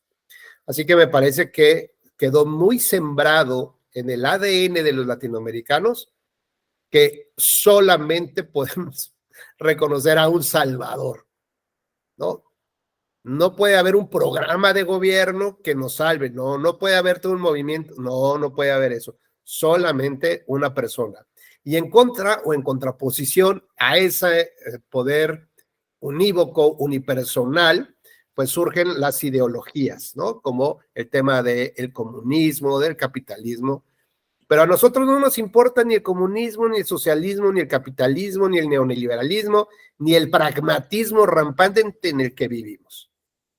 Nos interesa quién va a ser el posible candidato o candidata que le gane a Morena, por ejemplo, ¿no? O la persona que podrá encumbrar la transformación. Una persona. Y la Corte nos lo dice, la verdad es que yo sé que traemos los latinos, pero hay que entenderlo que así somos. Nos encantan las fiestas de 15 años y todos nos ponemos a bailar al son que la nena quiera. Y nos preocupamos cuando le preguntamos, ¿qué tiene la nena? No sé. ¿Qué le pasa a la nena? No sé. Todos nos preocupamos por esa figura central y todo el sistema opera en términos de un presidencialismo. Veámoslo en Cuba, veamos en Venezuela, veamos Argentina, que a pesar de tener 17 o 30 partidos políticos con representación en el Congreso, pues no camina el asunto. Bueno, pues esto es, digamos, el análisis nos permitiría tener estos elementos en común latinoamericanos. Por eso era muy importante que yo les hablara del Protocolo de Santiago, donde los países renuncian justamente a esta especie de soberanía decisoria sobre los conflictos vinculados con la democracia. Tenemos una cultura común, una conciencia regional, una conciencia religiosa común, lingüística, es decir, hay muchos elementos que nos permiten más o menos poder compararnos con, ¿no? Si nos comparamos así, yo no entiendo por qué Uruguay, por ejemplo, se encuentra en los más altos niveles de participación democrática o, por ejemplo, de mejor o mayor percepción de transparencia, de rendición de cuentas en el análisis de la percepción de corrupción. O sea, siempre la libra, está siempre en el lugar, o sea, es el mejor de Latinoamérica. Y en cambio México está en la tabla media hacia abajo de Latinoamérica y en la tabla mundial está en el lugar 174 de 180 países. en el nivel o percepción que tenemos las personas de la corrupción y la impunidad que hay de partidos, de la justicia, ¿no? Estamos de verdad luchando contra países que no tienen ni siquiera carreteras, salud, sistemas de salud. Bueno, pues contra eso nos vamos dando. Evidentemente también hay una retórica que suma mucho, digamos aquí, para los temas de la izquierda, que es tener a Estados Unidos enfrente de nosotros, ¿no? Y estas diferencias entre muy ricos y muy pobres, ¿no? Y este espíritu de sentirse el amo de la democracia, Estados Unidos, y de determinar cuál es el rumbo de cada país y de cómo intervenir incluso con guerras, con armas, para desmantelar gobiernos que aparentemente no iban conforme con algunos ideales, ¿no? Entonces esto es, la verdad, es un poco complicado, pero finalmente puede formar parte de este análisis del contexto. Las revoluciones, pues por supuesto, modernizaciones, ¿no? Conservadoras, como el tema de las coaliciones políticas, que promovían, proveían estos temas de participación más bien de carácter socialista, otros buscando un modelo salud centralista, ¿no? Por ejemplo, cuando preguntamos si México es una verdadera federación, pues la verdad es que no es cierto. Siempre hemos dependido del centro, ¿no? De las decisiones centrales. Veamos, el INE, las reformas de 2014 lo que buscaron fue convertir o pasarnos a un centralismo electoral, leyes generales, institutos nacional, ¿no? Y poco a poco los soples van perdiendo su validez, digamos, en cierto término. ¿Qué hacen los diputados para mejorar sus leyes? Esperar que salga la de la federación, ¿no? Y ajustan lo que sea necesario y hacen copy-paste y ya. Oye, ¿no quieres proponer? No, así lo que diga ya, yo también. Y se esperan para que ya salga la ley y entonces ya empiezan a hacer sus reformas para el 23-24, ¿no? Están esperando que la Corte resuelva, pues cuando la Corte termine de resolver ya no les va a dar tiempo de modificar sus legislaciones, así que lo más probable es que se vayan con lo que tienen ahorita. ¿Y esto qué implica? Pues una aceptación de un centralismo y yo hago lo que el centro quiera. Y cuando hablamos con casos Argentina, Uruguay, Chile y Brasil, bueno, lo que hay que entender principalmente es, por ejemplo, Argentina en 1980 estaba viviendo una dictadura. Brasil en el 70 vivía una dictadura. ¿Cómo lograr que las personas pudieran después participar en las elecciones cuando sabes que el próximo va a ser igual o peor que el que acaba de salir?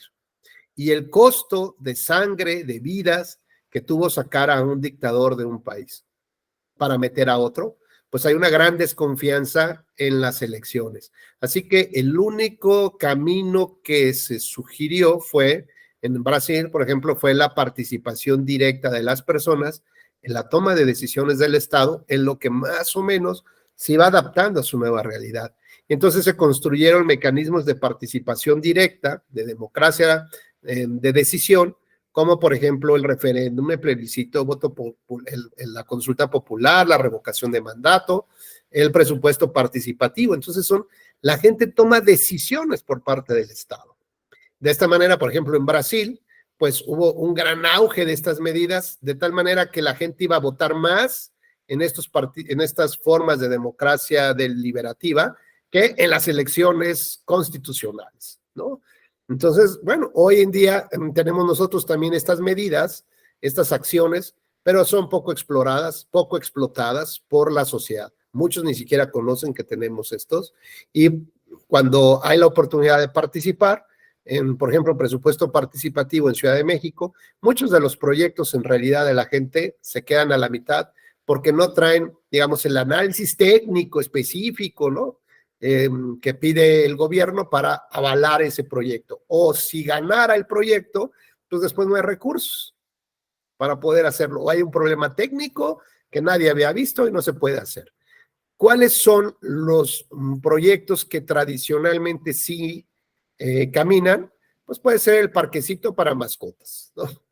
O puede ser, por ejemplo, no sé, las bancas. Esos proyectos que embellecen, pues no les importa tanto al municipio o al estado. pero los que sí caminan ordinariamente son los propios que impulsa la propia autoridad. Así que, bueno, tendríamos que tener más posibilidades de participación, tal cual, ¿no? Y esto fue en Brasil.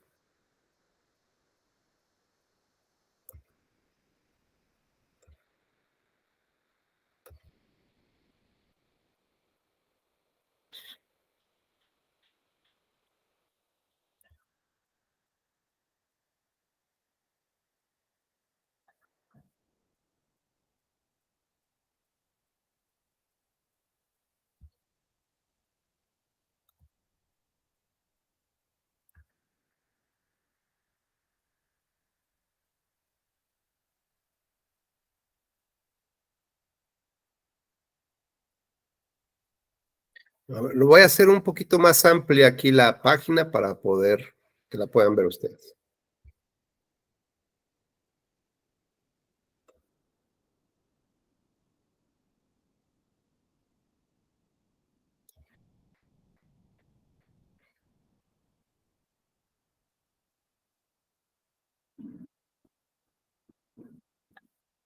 A ver, creo que ahí se alcanza a ver mejor, ¿verdad, Alondra?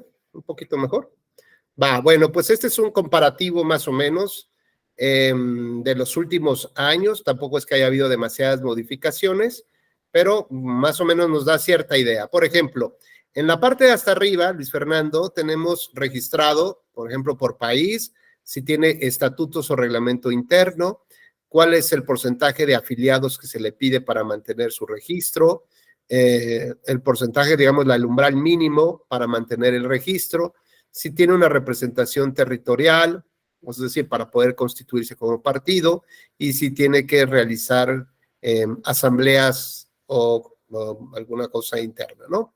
Entonces, por ejemplo, tenemos Alemania, sí hay estatutos para los partidos, podemos ver Argentina, Bolivia, Canadá, curiosamente, no tiene, ¿no? Pues tú eres una organización, no tienes que tener estatutos, programa de acción, documentos básicos, y dirías, ay, qué raro, ¿y por qué funciona Canadá como funciona? Bueno, pues hay que hacer su análisis del contexto. Ecuador y Chile, sí, por ejemplo. Número de afiliados para poder obtener el registro como partido político. En Alemania, pues si quieres ser uno, pues está bien, ¿no? Esa es tu bronca, a ver cómo le haces, ¿no? Yo a mi estado, ¿a mí qué? Es tu derecho, quieres formar. Es como quieres ser una asociación o una ONG, pues allá tú, ¿no? Esa es tu bronca. En Argentina se pide el 4%, o sea, es altísimo del padrón electoral. En Bolivia no se pide. En Canadá, 250 electores, ¿no? Todos dirán, sí hay que ser partido político, siempre hay que meterle dinero porque el gobierno no nos da nada. Mano, para lo que me invitas, ¿no? Entonces ya nadie quiere ser partido. Casualmente en México, en las elecciones del 18, se inscribieron más de 100 solicitudes para ser partido político. Por decirlo menos, sospechoso, ¿eh? Parecería que querían hacer business ahí o que, claro, pues ¿por qué? Porque es muy redituable el tema de ser partido político en México y eso fortalece tu democracia. Pues ya vimos que no. ¿Por qué? Pues porque todos se quedaron nada más en la petición y cuando empezaron a ver si les iban a dar dinero, pues no, nadie te va a dar dinero. ¿Y a quién le pido? Pues ve y convence a los grandes empresarios, a la gente. Pero si no tienes un programa, no ves ni te identifica nadie, o sea, no. Pues sale Rubén Becerra a pedir dinero para un partido político. ¿Quién me va a dar, por Dios? Me dan más dinero si me disfrazo del doctor Símil que el constitucionalista y el elector. Nadie me conoce ni nadie me va a dar nada. Bueno, pues lo mismo pasa un poco aquí. En caso de Chile no se pide, Ecuador el 1.5. El número de, digamos, el nivel de umbral mínimo que se requeriría para mantener el registro.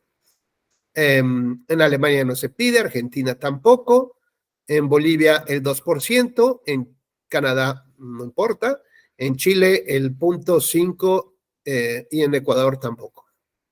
La representación territorial. En Alemania, pues puede ser partido chiquitito, partido regional, pero te da para poder participar en las elecciones nacionales. En Argentina, sí, debes de tener 5 o más de los 24 distritos nacionales, tienes que tener ahí a tus asociados, pues. Bolivia y Canadá, no. En Chile, sí, tienes que tener 8 regiones o 3 que son contiguas, de las 15 regiones en total.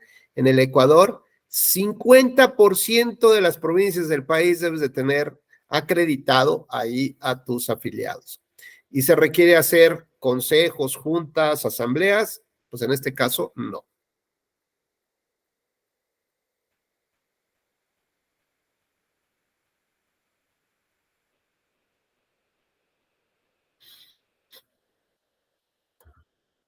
Nos vamos a la siguiente lámina y vemos, por ejemplo, en la misma idea, tenemos a Francia, Guatemala e Italia, no requieren estatutos los partidos. México, Perú, Reino Unido, Uruguay y Venezuela sí necesitan documentos básicos de organización. Luego, ¿cuántos son los afiliados? Pues en Francia no dice, en Guatemala el 0.3%, en Italia no se establece, en México es el 0.6% del padrón electoral. Entonces, más o menos estamos hablando de 250,000, 260,000 afiliados para poder formar partidos políticos.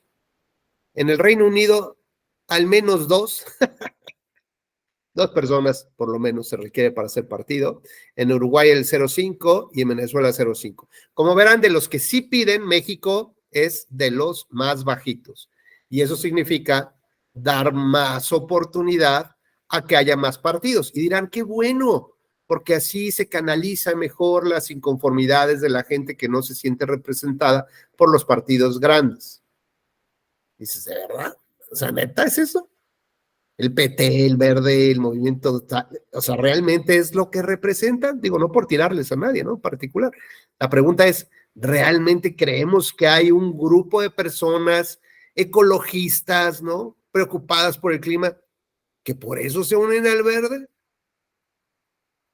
Pareciera que no. Entonces, ¿cuál creemos que puede ser la finalidad? Bueno, una se antoja, la de atomizar el voto de la oposición, por ejemplo, ¿no? Así que si tienes 2 partidos, pues el segundo, digamos, va a agrupar muchas inconformidades que están en contra de él, que está en el gobierno. Pero mientras más partidos abro, más posibilidades doy, más atomizo que el voto de la oposición. Luego, bueno, veamos representación territorial en España. Dice que no se requiere, pero debe de inscribir tantos partidos como provincias y regiones pretende englobar, ¿no? Entonces tiene que hacer su registro en la federación, digamos, en cada estado para poder participar ahí. Francia no especifica, Guatemala no lo pide, igual que Italia. México sí, 20 de 32 entidades. ¿Cuántas personas? Bueno, si son por entidad, tienen que ser 3,000 personas por entidad. Si es por distrito, serían 300 distritos, serían 200 distritos de los 500. ¿Cuántas personas por distrito? Serían 300 personas por distrito. Aparte de mantener esos 260,000 personas, ya sea dentro de sus asambleas, y adicionalmente, digamos, pues regadas ahí en otros distritos o en otros estados. En Reino Unido, el partido debe de tener registro en cada área en la que quiera competir, como en Gran Bretaña, Escocia o el Parlamento Europeo. Uruguay no lo pide y Venezuela sí, y pide que haya asambleas o esta representación territorial en 12 de 23 entidades federativas. Asambleas, fíjense bien, ¿quién es el único que pide asambleas? México. ¿Cuál será la razón? Bueno, pues ya podemos empezar a suponer algún conjunto de razones que es, no quiero partidos en esta elección. ¿No? Podría ser. Y entonces subo, digamos, pongo, aunque no suba yo, tenga un porcentaje bajo de personas, digamos, pero es que también hablamos de de un padrón de 100 millones de personas, ¿no? O sea, no es lo mismo que Uruguay, que tiene 15 millones o no sé cuántos tenga, pero bueno, hablar de México y hablar de un 0.026 o hablar de un 1%, pues implicaría, ¿no? Bastantes personas. Si ponemos el 1%, bueno, sería 1 millón de personas que integren el partido político desde sus inicios. A ver, espérame, o sea, necesitas madurar el partido, que la gente poco a poco te vaya conociendo, ¿no? Bueno, ¿qué es lo que sí pidió, por ejemplo, la representatividad en los estados? Y eso, bueno, podríamos hacer este análisis ahora en comparación con otros. ¿Por qué los otros no lo piden? Bueno, pues, ¿qué es lo que está pasando? Pues es que entonces el partido tendría que registrar en cada estado. ¿Y en cómo lo hacemos ahora? Bueno, pues el Partido Nacional puede participar en todo. Sí, bueno. Pues podríamos empezar justamente a modular un poco todo siempre a partir de la reflexión.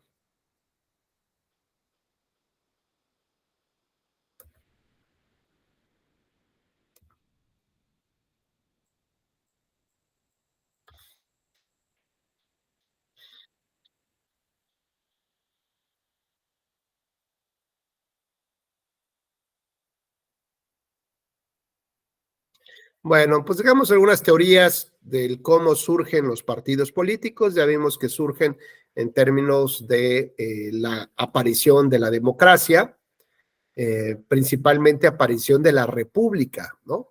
¿Por qué? Porque, digamos, fue lo contrario a la monarquía. Recuerden ustedes que esa república lo que buscaba era que las personas decidieran ellos quién iba a ser su representante en el gobierno, ¿no? Sí, Luis Octavio, por favor. Ok, nada más en relación al tema que acaba de pasar Sí. de la comparación de los partidos. Por ejemplo, ahí tengo dos preguntas muy sencillas. En relación a las asambleas o juntas, el objetivo de hacerlas no es, digamos, que como para votar asuntos, llegar a acuerdos, o es nada más, digamos, como un medio de comunicación unidireccional por ejemplo, para, pues, digamos, ciertas,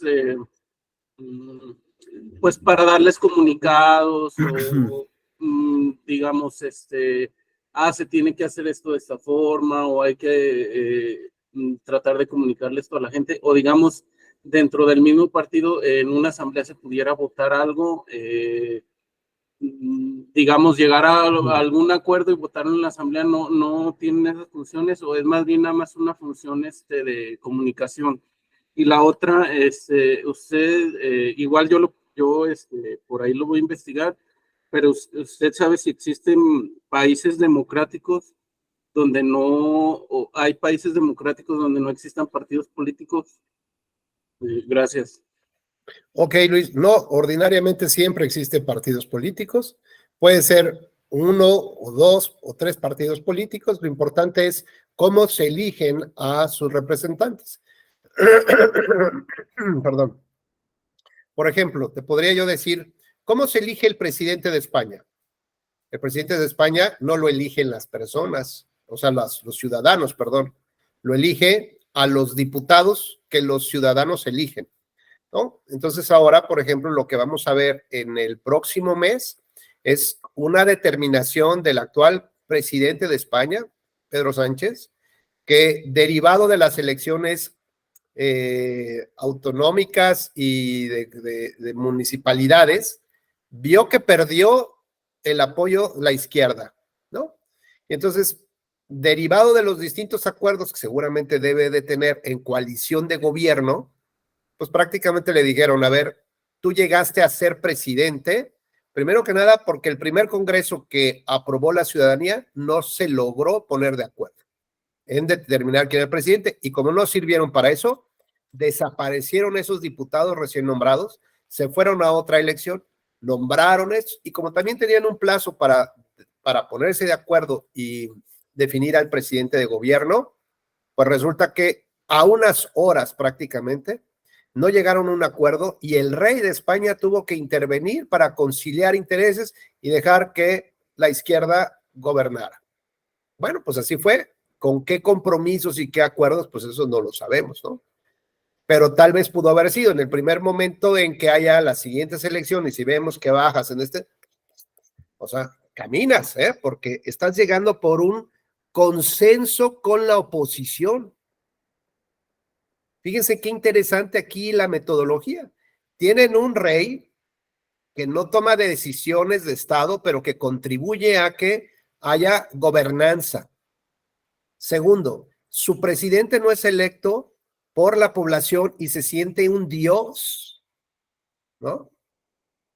Se siente, ¿no? Así como baño de que yo soy el pueblo, yo soy el pueblo, yo soy el Estado, ¿no? Entonces se parecen más bien a los Luises franceses.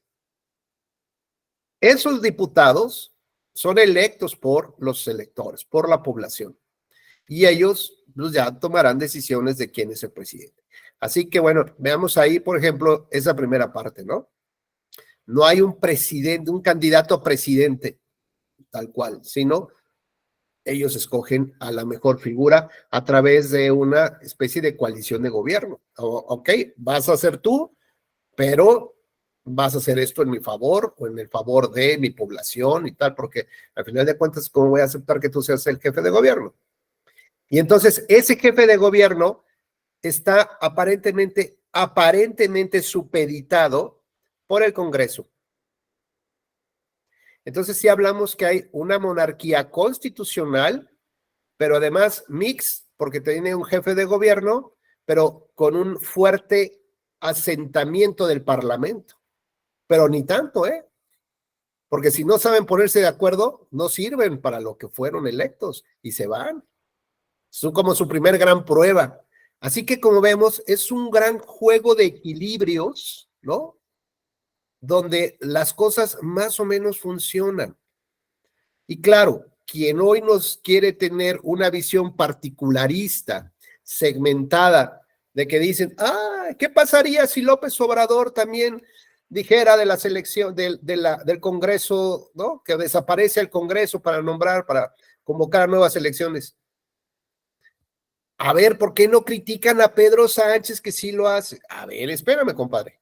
En el análisis comparado, no puedes meter a México así, ¿no? ¿Por qué? Porque México, para empezar, o sea, estás juntando peras con manzanas. Y México, en realidad, es un presidencialismo muy fuerte y además de tipo latinoamericano. Sus parlamentos, no, hombre, ¿cuál el parlamento va a decidir donde va a poner una objeción al presidente? No, hombre, todos se someten, ¿no? Y cuando tienen que salir de su oficina, caminan hacia atrás para no dejarle de verle la vista, ¿no?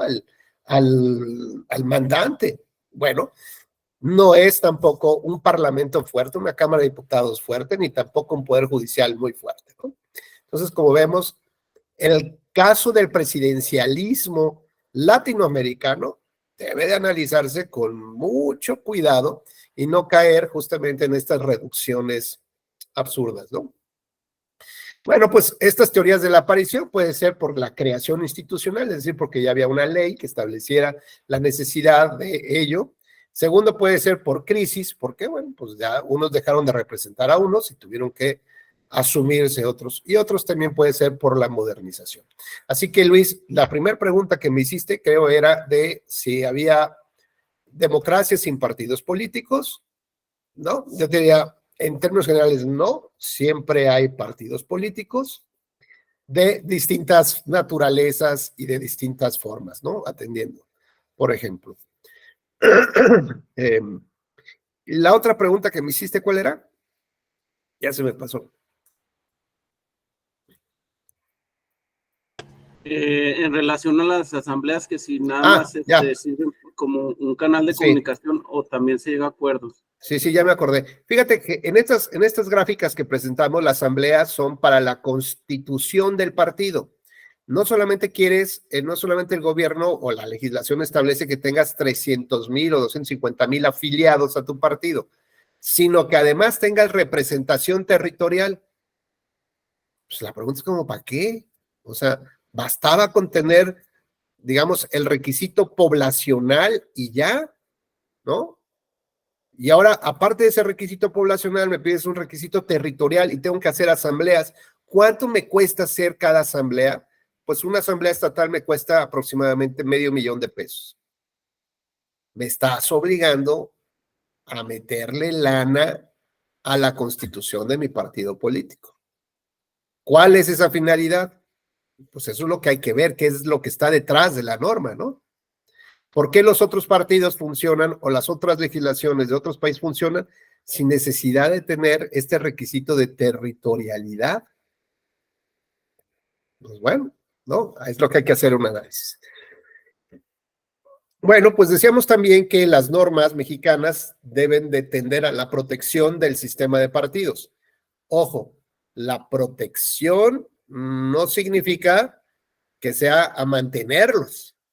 La protección significa al fortalecimiento del régimen de partidos políticos en aras de fortalecer la democracia. Desde ahí tendríamos que interpretarlo. Entonces, darles mucho dinero, ¿sirve?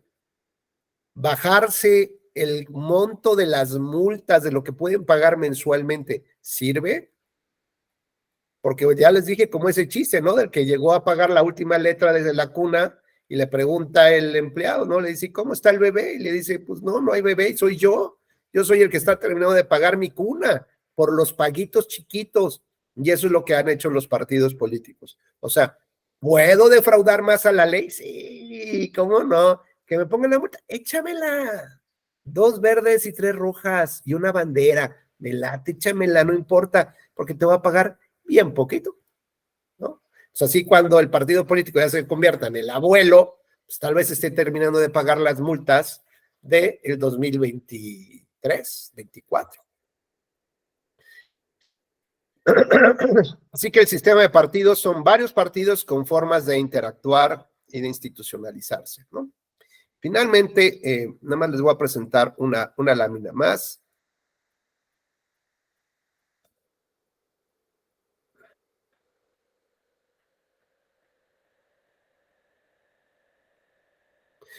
En este, bueno, pues tenemos, independientemente de que les mande yo la presentación para que lo vean ya por cada partido político, por ejemplo, aquí el umbral mínimo en México es del 2, decía el 2%, está desactualizado, es el 3%.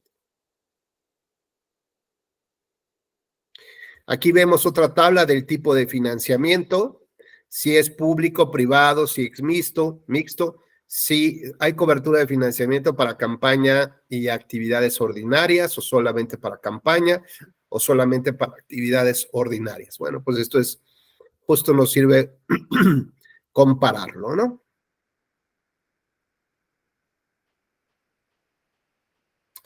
Finalmente, lo que yo terminaría tal vez diciendo es, en este comparativo, ¿qué es lo que se ve de los partidos políticos en Europa? Y perdón que les robe 2 minutos más antes de que me corten. ¿Qué pasa? ¿Qué fenómeno está pasando en Europa en estos momentos? Bueno, pues parece ser primero que vino una gran oleada de partidos de izquierda, de la socialdemocracia, y que digamos los más virtuosos son los de Europa del Norte, ¿no? Básicamente, Noruega, Suiza, Finlandia, digamos, son los que tienen ciertas características que van beneficiando más a la población, pero también les exponen, digamos, como un pequeño tope. ¿Esto qué significa? Bueno, pues que el que trabaja en una papelería sacando copias, o el que es médico, cirujano, o el que es un gran abogado, más o menos los tres tienen su nivel de vida, ¿no? Más o menos igual. ¿Y esto qué implica? Bueno, pues implica tal vez que a veces el que quiere tener más tenga que salir de ahí. ¿Por qué? Porque este sistema que tiene tal vez no le permite subir más, pero sí permite que los demás abajo lleguen a esa misma comodidad en la que todos nos podríamos sentir, ¿no? Decir que, bueno, mi hija se va a casar con el que saca las copias en la papelería, pues está bien, no pasa nada, ¿no? Es como si le dijera se va a casar con un médico, pues está bien, más o menos pueden llevar a cabo ese mismo nivel de vida porque las prestaciones sociales funcionan para todos, ¿no? No hay una distinción de quién tiene más, digo, claro, siempre la habrá, pero no hace, digamos, verano en todo ¿no? Como esta golondrina no hace verano, un verano completo. Luego, bueno, ¿cuál es el siguiente fenómeno que estamos viendo? Dejaron ya, las izquierdas están aunque están muy asentadas en Latinoamérica, en Europa están como muy, muy cuestionadas, ¿saben? Tuvo una época del cuestionamiento del el propio status quo de los gobiernos, ¿no? Lo que representaban, lo tradicional del gobierno, dijeron no, ya, y entró, digamos, esta parte de la izquierda.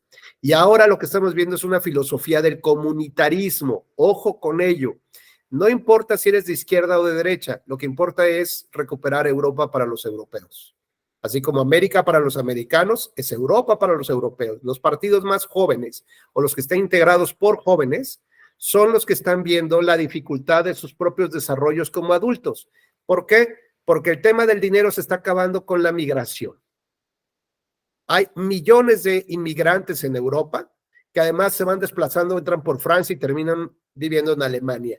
Y Alemania, que tiene, digamos, con Angela Merkel, tenía una política de puertas abiertas, pues resulta que ahora ve la calidad de mis trenes, ve la calidad de mis servicios de salud, ve la calidad de muchas cosas, digo, que la siguen llevando bastante bien porque su democracia representativa permite soportar estas presiones y los permite salir adelante.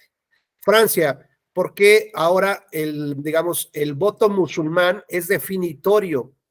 O sea, Francia, ¿qué tenía de musulmán, por Dios? Bueno, pues es toda esta migración que llegó de África, que ya cambió, digamos, hasta la percepción, ¿no? La fisonomía, por ejemplo, de la selección de fútbol francesa. Todos eran descendientes de África. Y esos ya son los franceses, pues eso, pero con nuevas culturas, con nuevas tradiciones, con cosas que a lo mejor los franceses ordinarios no quieren convivir con eso, porque el comunitarismo lo que te da es defender lo que se parece más a ti, tu lenguaje, tu tono de piel, tu forma de hablar, de vestir, tu cultura, tu idiosincrasia. Y entonces ahora estos grupos de extremas derechas y de izquierda están buscando en toda Europa una coalición de partidos políticos para sacar de nuevo a los migrantes, con la idea del comunitarismo, Europa para los europeos. Y esto evidentemente viene a afectar un conjunto de derechos humanos que es bien difícil equilibrar entre, bueno, lo vimos aquí en México, el presidente dijo, voy a traer unos médicos, no sé de dónde, de Latinoamérica, Cuba, no sé. No, ¿cómo? Primero nuestros mexicanos, no les des chamba a ellos. A ver, 100, 200, si realmente vinieran a hacer ese trabajo, pues claro que no debería ser ningún impacto para los mexicanos, ¿no? Para la economía ni para la política de los mexicanos. No, pero nos rasgaron las vestiduras y no, primero los nuestros. A ver, primero los nuestros, ¿de qué habla eso? De una filosofía del comunitarismo. Y después dirán, ¿cómo se sentó en mi mesa? ¿Cómo va en mi transporte público? O sea, ¿cómo hay restaurantes que permiten el paso a esas personas? Por su color de piel, su forma de vestir, de actuar, sus tatuajes. Bueno, pues eso nos va a llevar, digamos, a la otra teoría, digamos, a la teoría de estos polos opuestos, ¿no? Y que así normalmente vamos, llegamos primero a las extremas y luego volvemos un poco del centro y luego llegamos a las izquierdas y otra vez un poco más al centro y llegamos otra vez a los extremos. Lo importante es ver en qué parte del péndulo, no solamente mundial, sino mexicano, estamos colocados en este momento. Pues muchas gracias. Yo sé que hay muchas cosas más que participar, que decir. Voy a hacerles llegar ahí a través de la Escuela Judicial esta presentación, que también la pueden encontrar en Google, ¿no? Si le ponen el título, seguramente ahí también la van a encontrar. Pero si no, se las haremos llegar por parte de la escuela. Muchísimas gracias, muy gentiles. Gracias, Jesús, Margarita, Alondra, Aurora, Juan, Luis Octavio. De verdad, muchas gracias por su participación y por acompañarnos esta jornada con la Escuela Judicial. Espero que nos veamos pronto, casi a la vuelta de la esquina.